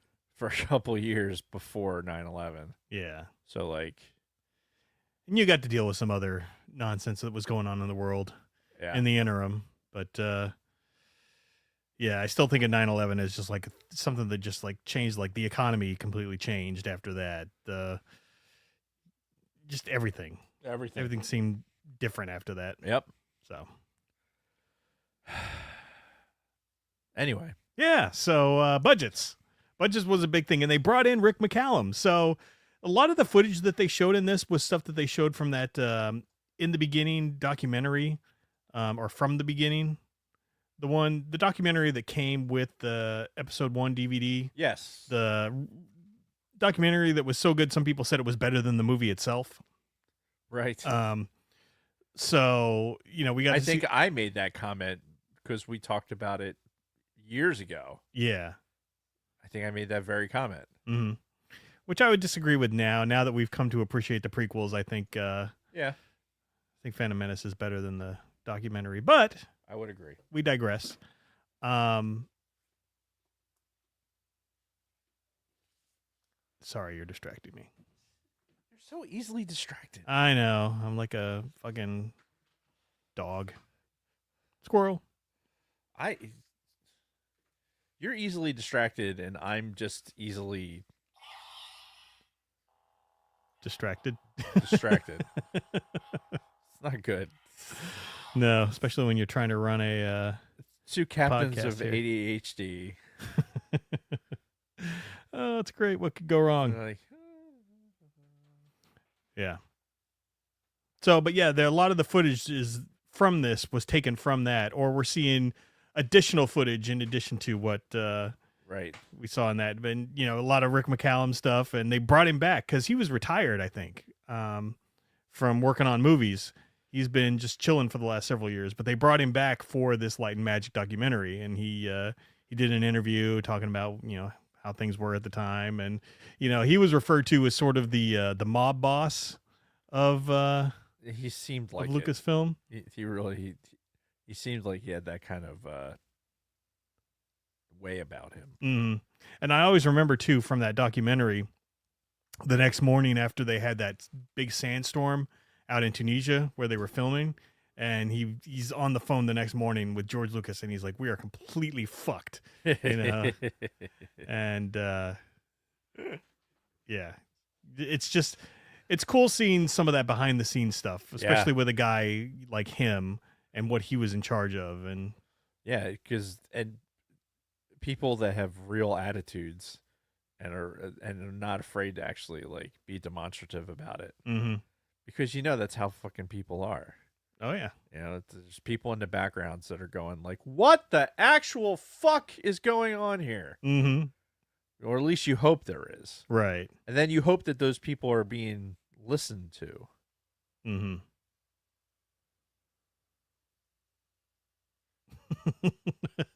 What was that? Anyway, I just had I don't know. Let's just move on. All right, fair enough. So they talk about how the like some of these animators they would go to these conventions, like these CG conventions, and they would see new software and things that were out there and stuff that was like significantly cheaper than other stuff that they were using, and it was helping them get the same job done. And they showed early versions of like video editors and even an audio editor that looks so much like the one that we use for the podcast now. It almost looks like it was an early version of Audacity. Yeah, it's I don't know. It's remarkable that we were just talking about like how 1999 doesn't seem like that far away, but you're looking at the software going like, my God, that Yeah, Like, it seems so antiquated compared to how fluid everything is in today's GUIs. right, and you wonder how a movie that looked so good could be made on something so archaic. Right. But they managed to do it. And oh my God, there was a scene where the guy had bought a brand new Mac. It was a laptop. And, he's like, oh yeah, I got 200 megahertz processor. We got 85 megs of RAM or something like that. And it was just funny hearing him rattle off the specs to this thing. Yeah. He's like, 6 months ago, this was the most powerful laptop you could buy. And I'm sure they spent many, many thousands for that thing. Oh my God. So it's really funny. Like, I think about working in the industry at the time, and we were mostly doing Hewlett Packards for laptops. Okay. And because we were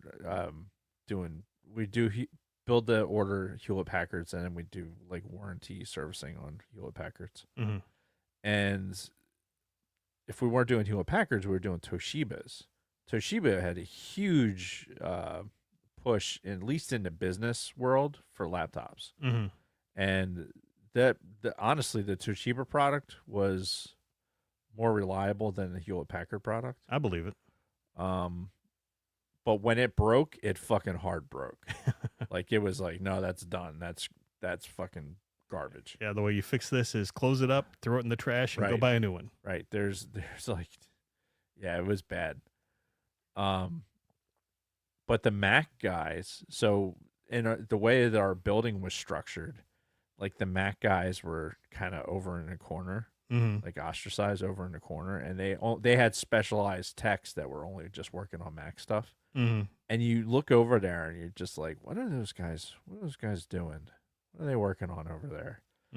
Because the Mac world just seemed so fucking different. Yeah, and it was.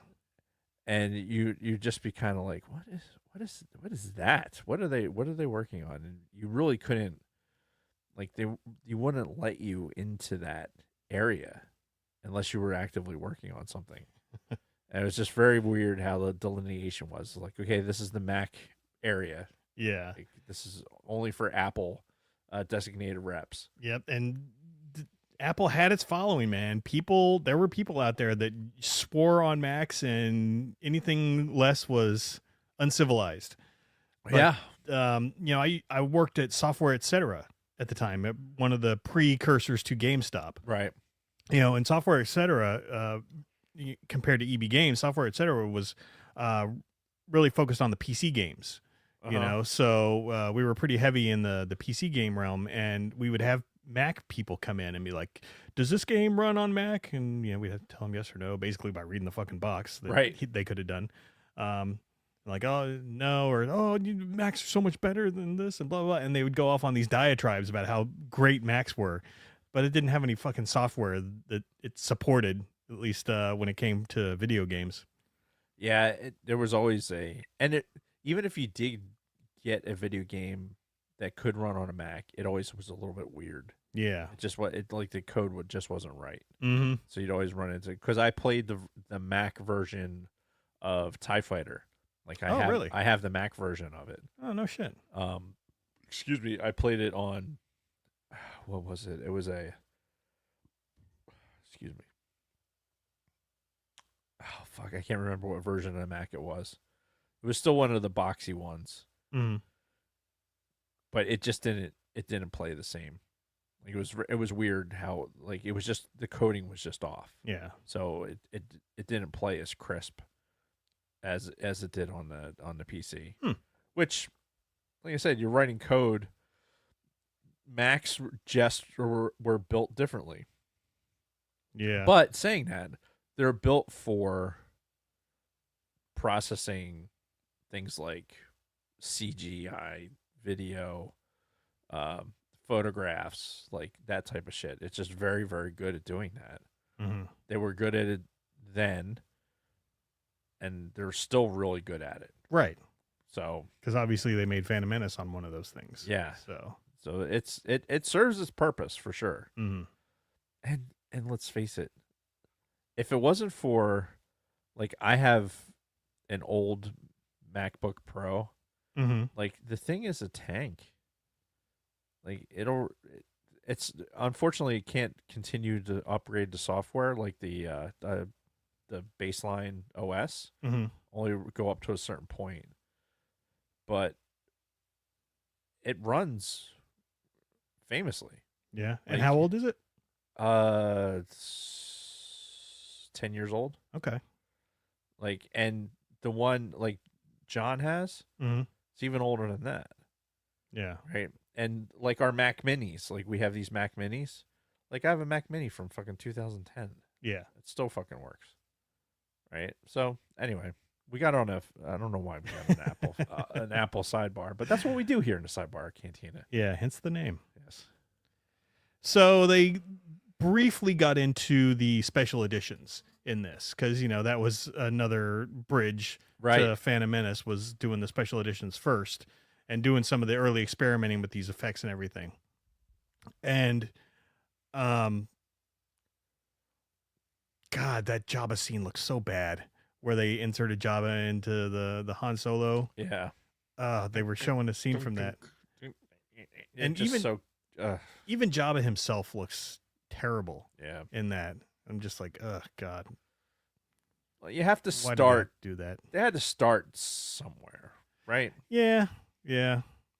And it was funny too because they even mentioned like, oh yeah, George wanted us to redo the shot with the speeder going across Mos Eisley because of the bottom and how the bottom was like, you know, faded or whatever. And then basically they're like, so at what point do you stop? And then they just showed the whole scene of that going through Mos Eisley, and then you see the Jawas falling off of that mount. And then you like fucking it just goes off into the distance and it passes by fucking, you know, the Sarlacc and, you know, all kinds of shit. It just like, Yes. you see it going everywhere, and it's like, well, yeah, at what point do you stop? Right.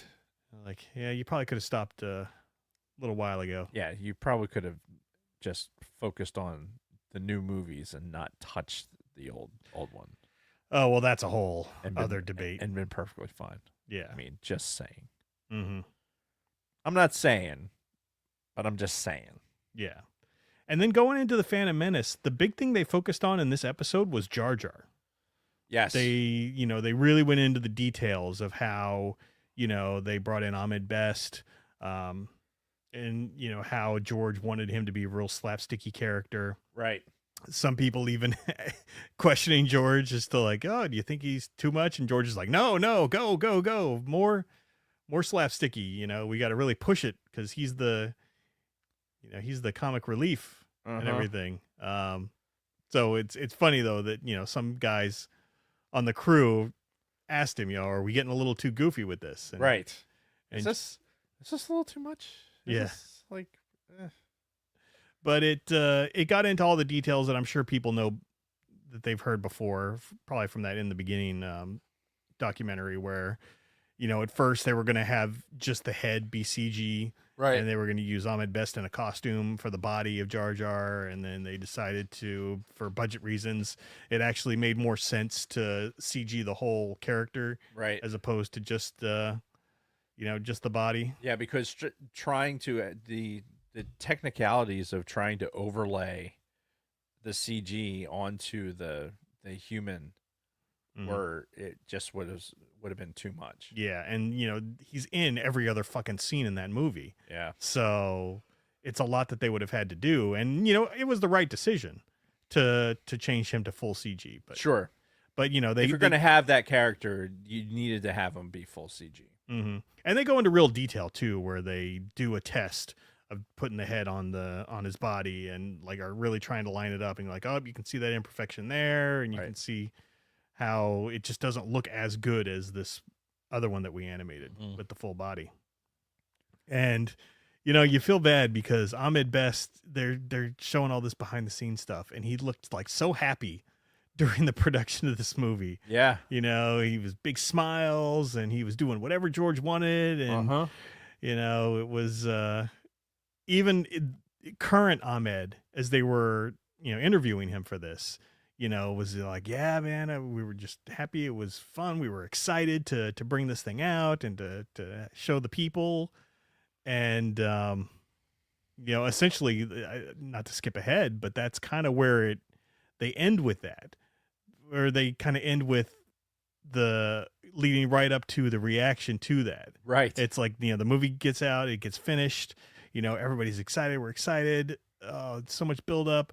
Here's the New York Times review, hot off the presses. And that's kind of where they ended, where George is reading the review of the New York Times, and Ahmed Best is saying, and we had, people told me my life was going to change, but, I had no idea how it was going to change and what was going to happen once the people saw this movie. Uh-huh. And that's where it ended. And I'm assuming the next episode has got to get into sort of like the fan response and like the backlash him and Jake Lloyd got. Well, at least a little bit. It doesn't really talk about Jake Lloyd. That's good. I can remember. But yeah, it gets way into his stuff. And it does. It gets, so the next one gets dark. Oh, really? Yeah. Yeah, I haven't seen it yet, so. Yeah. The second one, this one tees up the second episode really well. Yeah. Some other stuff that I thought was interesting during this was, they're again talking to the crew backstage, and they're like, we got together for this meeting where George brought in the completed storyboard, right? It was the entire storyboard of this thing on these massive fucking boards. Right. And George is going like scene by scene through them, and he's marking which ones are CG, or like which portions of it are CG, which portions of it are live action. And he's basically in every single frame, there's something that's digital, that's effects. Right. And, the people here like are watching it going like, fuck, we got a lot of work ahead of us. Yeah. What the other side of that is that how much is actual like real effect? Like how much was actually still like a real like practical effects. Practical effects. Yeah, thank you. This is the set piece is going to be real. Like this is so much stuff that you don't think about how much practical effects there are in Phantom Menace because there's such a fixation on the CGI. Yeah, and the best example is the stadium for the pod race. Yes.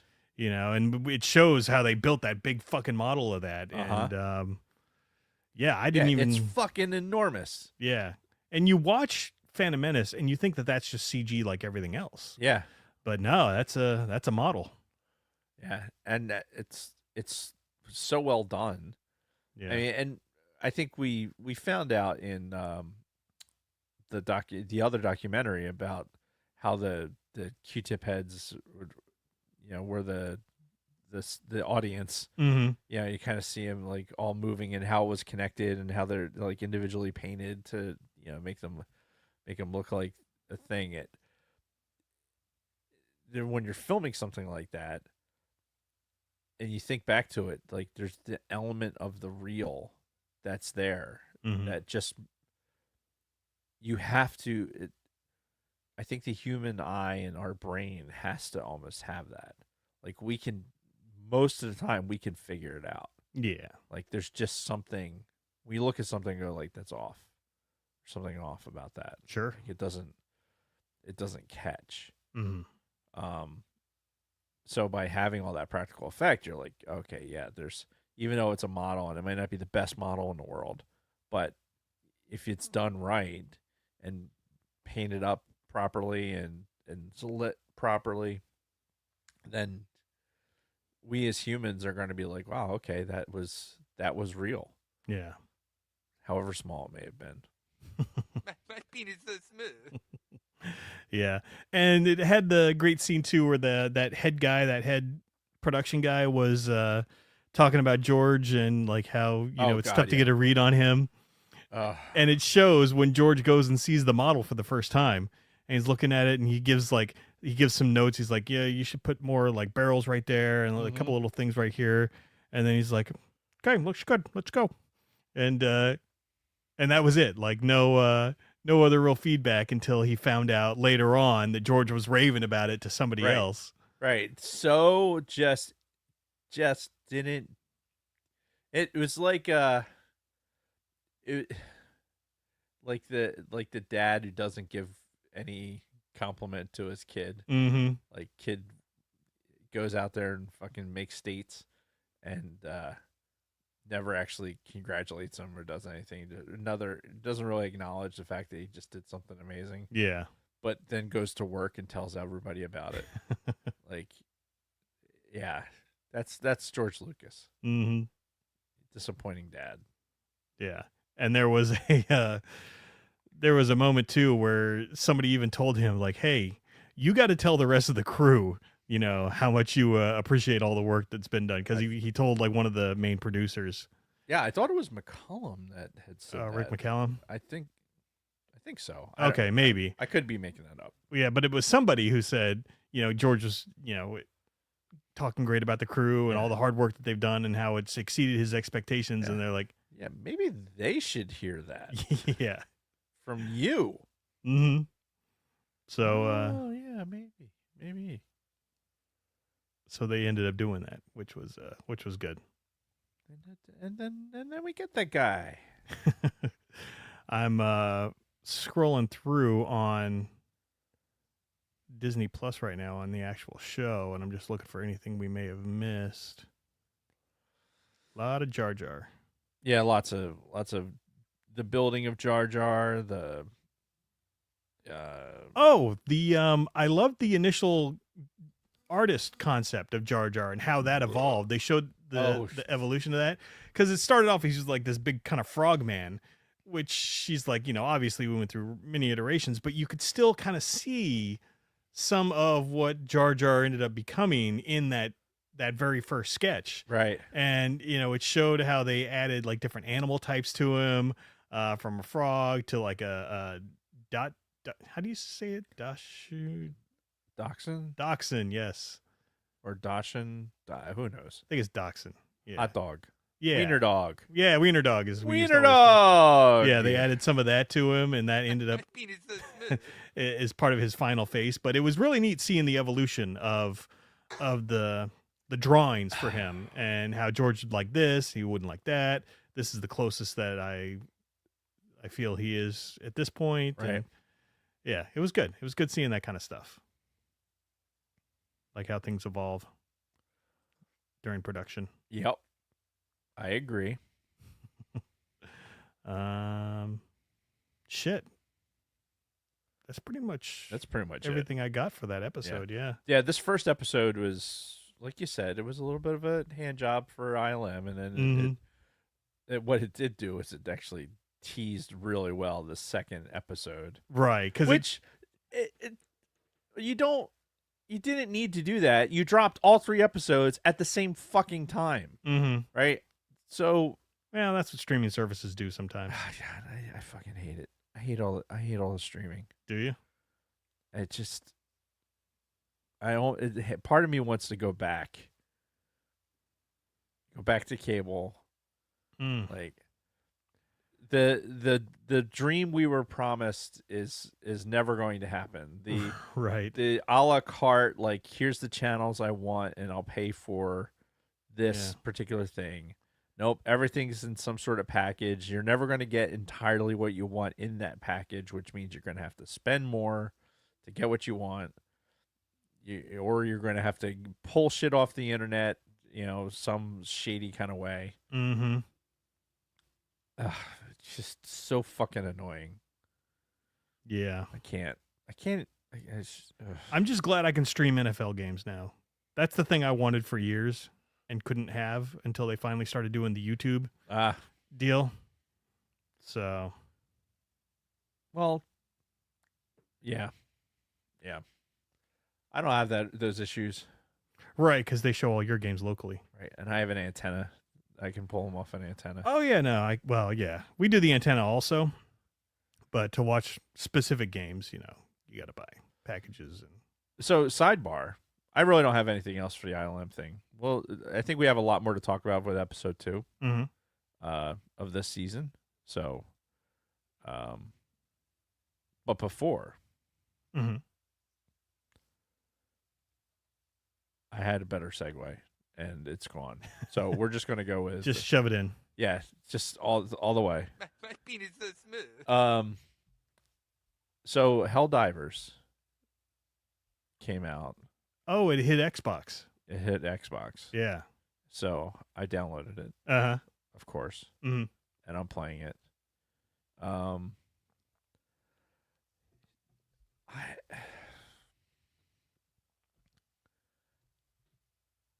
I don't like people. Oh, like playing with other people? Yeah, so I would much rather go and do a mission myself than have like the 4-person team, unless I know I'm going to be playing with somebody I know is playing. Mm-hmm. And one of the issues I have is that like, oh, I see Dragon Buddy could be playing it, right? Mm-hmm. I'm only going to play it for maybe one round, and I'll probably be out. Yeah. Like, by the time you get synced up, do everything, my headset is fucking, I don't even know where it is. So, like, I don't even have my mic turned on. Mm-hmm. So it's like, to go through all that, like, it almost have to be like a planned event. Yeah. And Like you have to pre-coordinate and everything. yeah. Yeah. And you know what I don't want to do anymore? Pre-coordinate and plan and Like do events. yeah. So it's really, really hard. And they'll put randos in there, and then I don't like. The worst for Helldivers is like, you haven't played it, right? I have actually. I played it on the PS4 5. Okay. 5.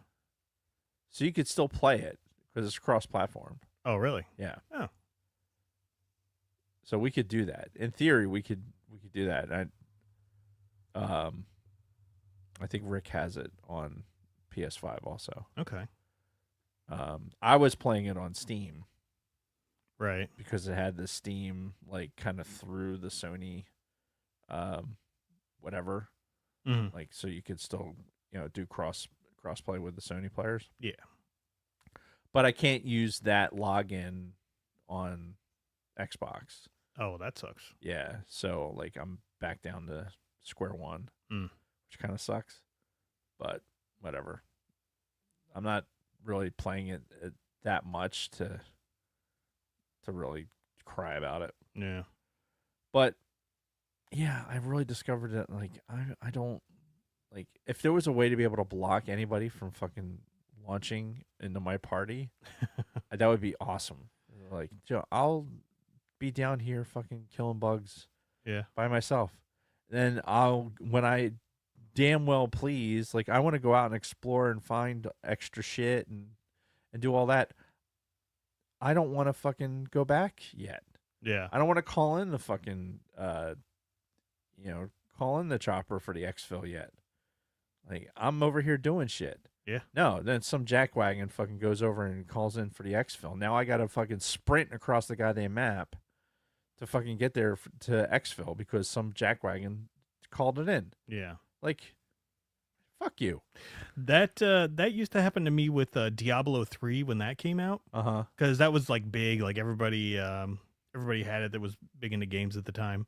And you remember Mick Bott, Yeah. guy we used to fly with? Oh, yeah. Worst Indian ever. Yeah, he was That's self-proclaimed, by the way. That's not me saying, making a racist comment. That is a comment from his lips to our ears. Yeah. And like I'd be playing it and I'd just be wanting to do what I wanted to do, and anybody on your friends list could just hop right into your game as you were playing. When they first released that, and it was annoying as fuck because I'd be just, like you said, just doing my thing, exploring, and he'd jump into my game. No offense to him, but he'd be like, "All right, let's go, let's kill this stuff. Come on, let's get out of that area. Let's come to this area and start killing this shit." And I'm like, no, that's not how I want to play this. Yeah. Did I invite you here? Right. No. Which I did not. So go away. Yeah. Like, I can appreciate, like, I play with Rick because he's the one who got me playing Helldivers through the Steam thing, mm-hmm. and playing with him was fine. Yeah. Because, it's him. But even getting two other people in that group, like, I was comfortable with him leading because he was, he had real high value in the game. Like, he had reached a high level in the game. And so he knew the ins and outs and could call in stuff that, other people couldn't. And he could, when he took charge, like, generally speaking, some randos would follow. Yeah. Like, and they wouldn't go do their own thing because he's like, no, this is what we're going to do. And he had basically the position power to be able to pull it off. I don't have that where I'm in a position I'm in right now, even though they show up on my fucking ship. Mm-hmm. Like, and I go and initiate the mission, and then they're going to go ahead and Yeah. and it probably doesn't help because I don't have a microphone on, so I can't talk. But I don't want to, unless it's people I know, I don't want to talk to you. Right. Yeah. Like, no, this is my time. Yeah. I have no desire to Right. converse with randos from Right. around the country or the world. It's just not my bag, baby. I enjoy the gameplay, but I don't enjoy the people. Yeah. So it's a shame.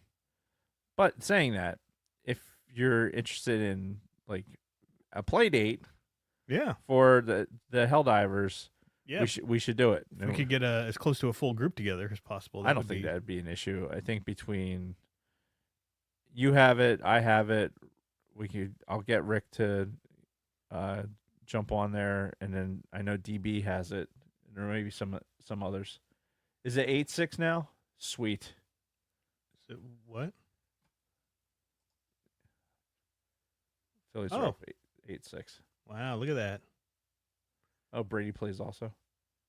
Yeah, so we can make a 4. Okay. Yeah. Again, like you said, that's something I would need to schedule ahead of time. Like, Right. All right, we're going to do this on Saturday night at 7 p.m. Right. Blah, blah, blah.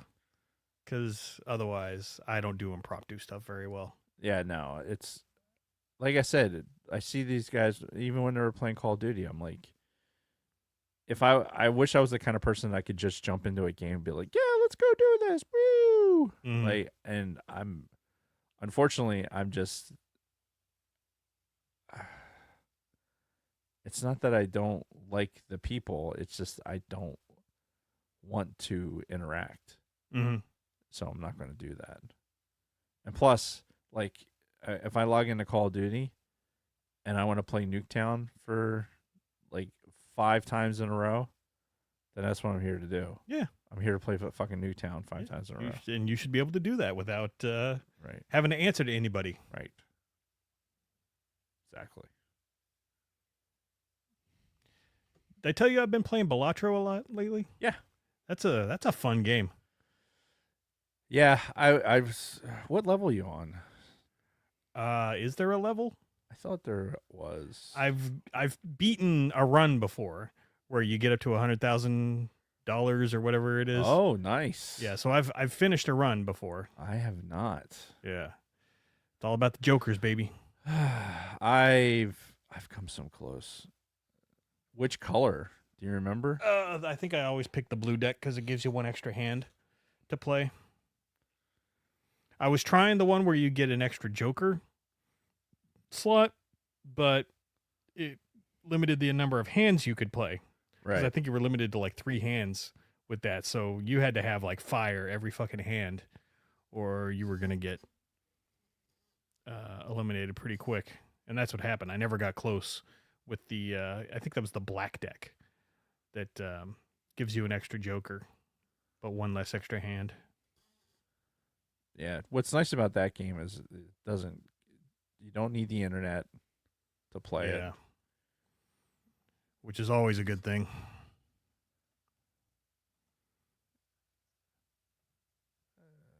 Anyway, I need to close that and do the reads because that's where we're at. Is that where we are? That's what we're gonna do. All right. I'm gonna go ahead and do it. All right. As soon as I find it. Let's get it started. Let's get it started. In here.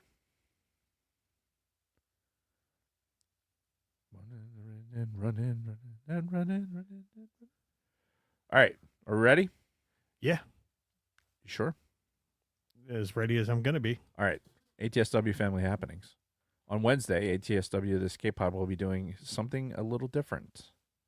Snooch will be taking off this week since he's getting married on Saturday to the lovely Erin Skinner. Skinner! Aurora Borealis! Big Love and Dragon Buddy will be live streaming their new tactical shooter game, Delta Force, on Twitch. He should take her name so he can be Skinner. Skinner! That'd be fantastic. Anyway, sorry. New New game. Delta Force. Delta Force. There's an old game called Delta Force. I wonder if this is a remake. I don't know. But so if you're curious about it, you should check them out on Wednesday, 1905, 705 Eastern Daylight Time on Twitch. Check their socials for the link and escape with them. Grave Reviews has some big things happening. Yeah. My penis is so smooth. First, Alan and Chris will be discussing 1985 horror comedy Fright Night. Excuse me, this Nice. Thursday. But before they can review it, first we must view it. Catch it for free on Tubi or Pluto, and tune into Grave Reviews at 2000 8 p.m. Eastern on YouTube. Also, check out their new videos, Tales from the Grave. Tales is a series of short 10-minute Twilight Zone-style videos that will be released twice a week, and they are fantastic. Perfect for a spooky season. Spooky. See, this is Tubi, Pluto, Zima. Like, I can't keep track of what I'm supposed to be watching something on. Yeah, there's too many. Like, this show that you can stream on, like the Rich Eisen show was on Zubi or whatever. Like, it was on one of those. Yeah. Now it's going to be on, I think it's going to be part of the Disney conglomeration or whatever, or like, I don't know. There's some like thing that they got bought, and now they're going to be on one of the more major things. Yeah. And I can't fucking stand like ESPN. I can't stand it. yeah. The fact that there's no way for me to watch ESPN without paying an arm and a fucking leg. Yep. Right? Because they still archaically have it tied to cable. It's tied to cable. It's tied to some triple fucking play. Mhm. It's like if I just wanted to watch it to be able to watch fucking college football, college game day, or fucking Sports Center. Sports Center, do whatever, like, give me an option where it's relatively inexpensive and I can just watch ESPN primary channel, and that's it. Yeah, don't need I'd love that. I don't need all the other bullshit. Fuck, even give it to me even less and I'll watch ESPN Deportes. I'm working on my Spanish anyway. Just fucking make it so I can watch just ESPN. Pretty please, with sugar on it. Between that and fucking NBC, like NBC Sports in Philadelphia, I can't watch Phillies games because it's exclusively on NBC Sports Philadelphia. So you have to be watching it either via cable, or Xfinity, because it's one of their channels, Right. Which, or you have to stream it. Like, I'm not going to do either of those things. yeah. I can't watch it over an antenna unless it's on a very specific, on a network. It's on channel 10 or whatever. Yeah. So I'm almost never going to be able to watch a fucking Phillies game unless I pay Right. far out the ass for it. And I fucking can't stand it. It drives me fucking insane.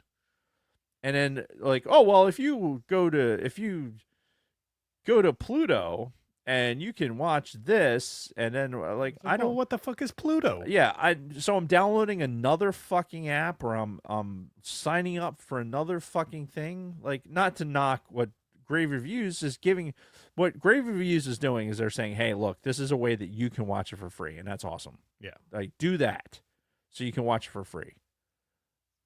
Our argument is the greater overall streaming. Right. I service just I the way have it an is. issue. Really, what it comes down to is I have an issue with not being able to watch my sports on a channel that I can watch. I'm willing to pay to watch it. I just want to be able to watch it reasonably.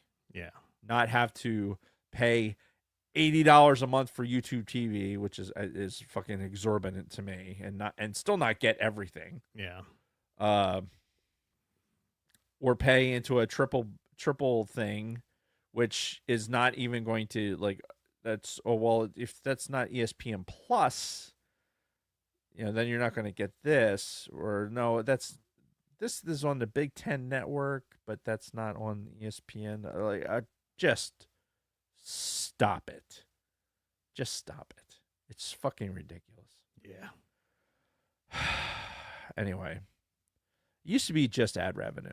Ad revenue is what got you. That's how they made the money. Mm-hmm. Not clicks. Not the amount of streams. Right. I do like the fact that I don't have to watch commercials anymore, though. That is nice. Well, you're paying for it. True. Orange Vet released episode 157, Cotton's Ashes, this past Friday. Stream it on Apple or Spotify. Can't believe they're up to 157. 57. 37. My girlfriend sucked 37 dicks. In a row? Did I tell you I hit my head? Yes. Did I tell them? I don't think so. I think you mentioned that right before we went live. Oh my God. I was getting something out of the car. I parked too far from the fucking curb. Mm-hmm. And my foot, my target was Diet Coke, ironically. Not ironically, but it was a Diet Coke. Sure. It was in the cup holder. I was reaching to get it, and my foot didn't land on the curb. It landed on the street. And that apparently threw off my internal systems Mm-hmm. because I wasn't expecting to have to account for that extra 6 inches. Right. So my head proceeded to go right into the fucking door frame. Oof. And like right in the crown of my fucking head. Ugh. And it's just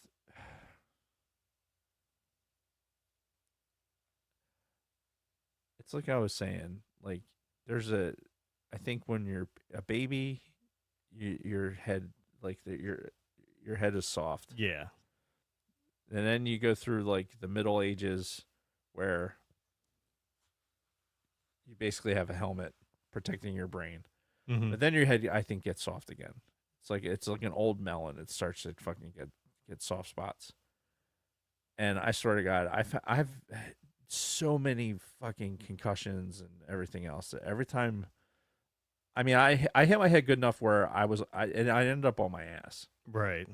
I didn't lose consciousness, but it definitely I Like rung your bell pretty good. yeah, I was laying on the ground. Mm-hmm.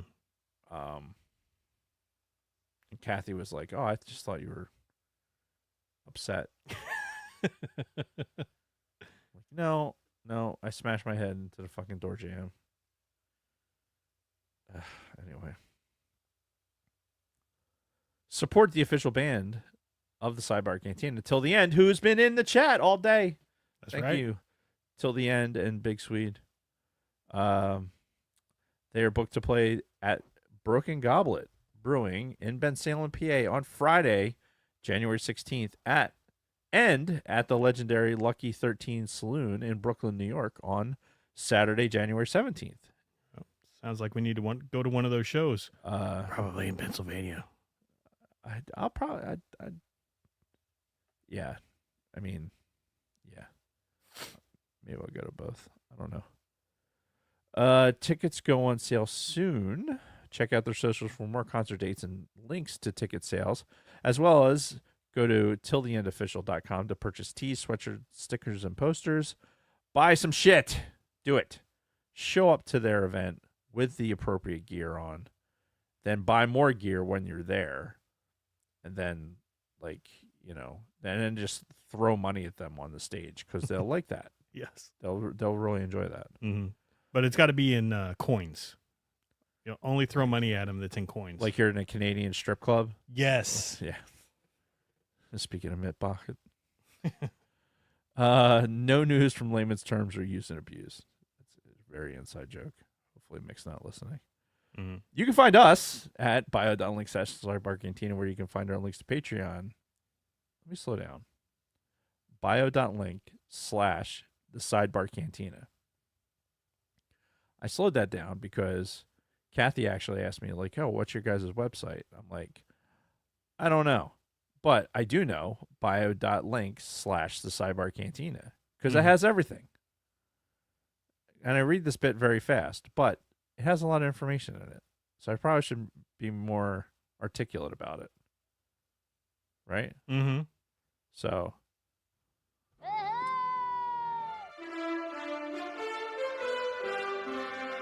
What better way to be articulate than have a newsman of you know what, never mind. Okay. He's dead. bio.link/thesidebarcantina, where you can find our links to Patreon, YouTube, our audio podcast on Apple, Audible, and Spotify, and all social media platforms, including X, Instagram, Facebook, Twitch, TikTok, and Discord. Once you get to the bio link, simply click the symbols under our pick and go to your platform of choice. You can find all of our past Spotify mixtape playlists. Also in our bio link is a TeePublic merch shop. Choose from 7 designs on everything from t-shirts and hoodies to tote bags and phone cases. Exclusive stickers and pins, wall arts, magnets, notebooks, laptop cases, pillows, just about anything you can imagine. How's a pillow holding up, by the way? It's fine. Yeah? Yeah. Does it, get washed frequently? No, we don't use it as like a pillow. It's more of a decoration. So, I mean, that's fair. Nothing says lovin' like a naked Jason chick on a pillow. Don't know what we're talking about? Go to bio.link/cybercantina and click merch. Any reviews? nope. Please write us a 5-star review on Apple or Audible. Don't have an Apple or Audible account or Facebook page or review feature too. Just screenshot your review. Send it to Luna Girl. She'll send you a ATSW swag pack. And I'll read it in a voice that you tell me to read it, and I will do it. And I really need to change that because reasons. Why is that moving? Is Luna Girl editing that as I'm reading it? It's like it's too late for edits. If you were listening to us on audio, please consider joining us in the live chat on Mondays. The chat is most definitely where it's at. It was hopping today. It's awesome. If you're new to Sidebar, please subscribe, ding that bell, select all to receive notifications when we go live. Remember to smash that like button. It really helps us out. As always, a huge shout out to our Patreon supporters.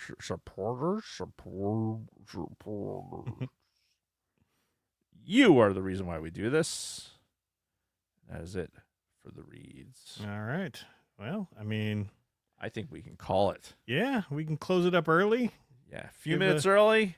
Give people some time back. Yeah, that's right. Give some time back. I can go home and eat. Yeah. So Take my back bill. we don't know what we're talking about next week.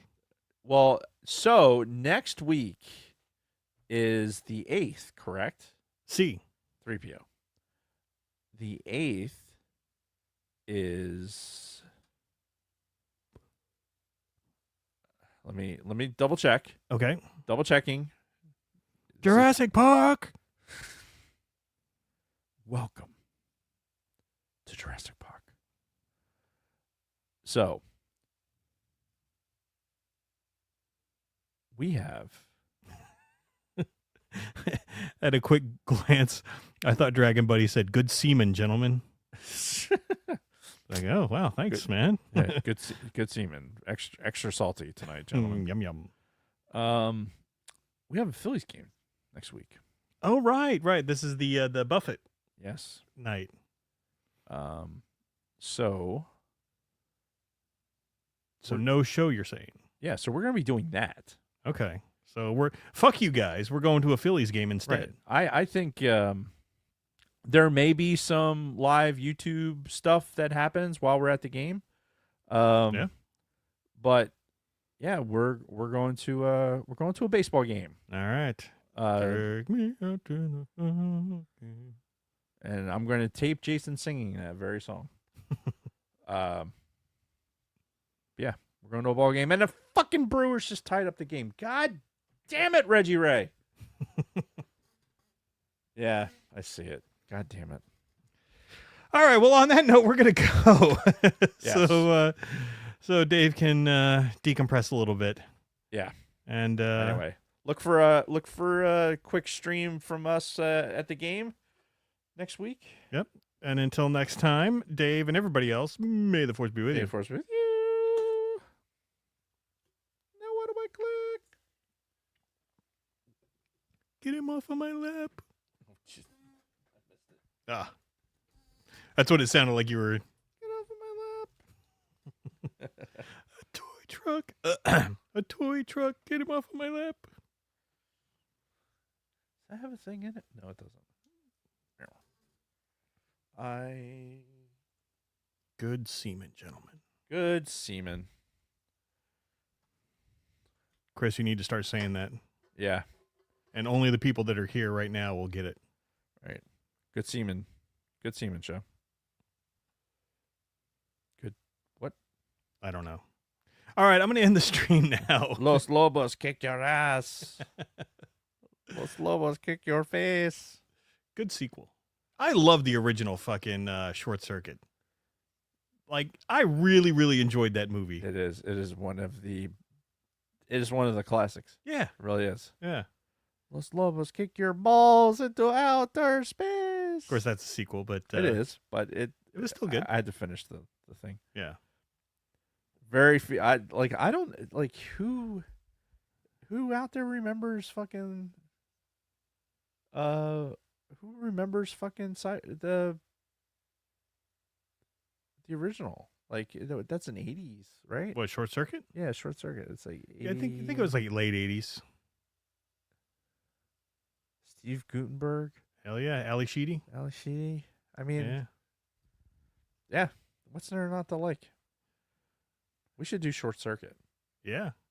Talk about what's his name playing the Indian character. Oh, Newton Crosby. Right. Turns out he's only like Italian or something. Right. It's like He's not Indian at all. I didn't know he was Italian. That's actually Well, I don't know. It might not be Italian. It might be something else. But apparently he's very not Indian.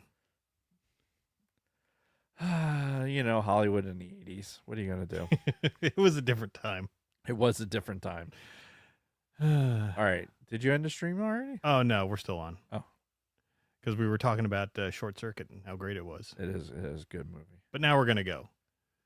All right. All right, Kelly, why don't you do this? Can you unblock Bronco Fett? And if any more drama happens, you can reblock him. But just give him a chance. Let's give him a chance. Right. Be like Abba. Take a chance on me. If you change your mind, I'll be back next time. All right. Anyway. So that's it. That's We're it. going. Bye. Goodbye, everybody. Bye.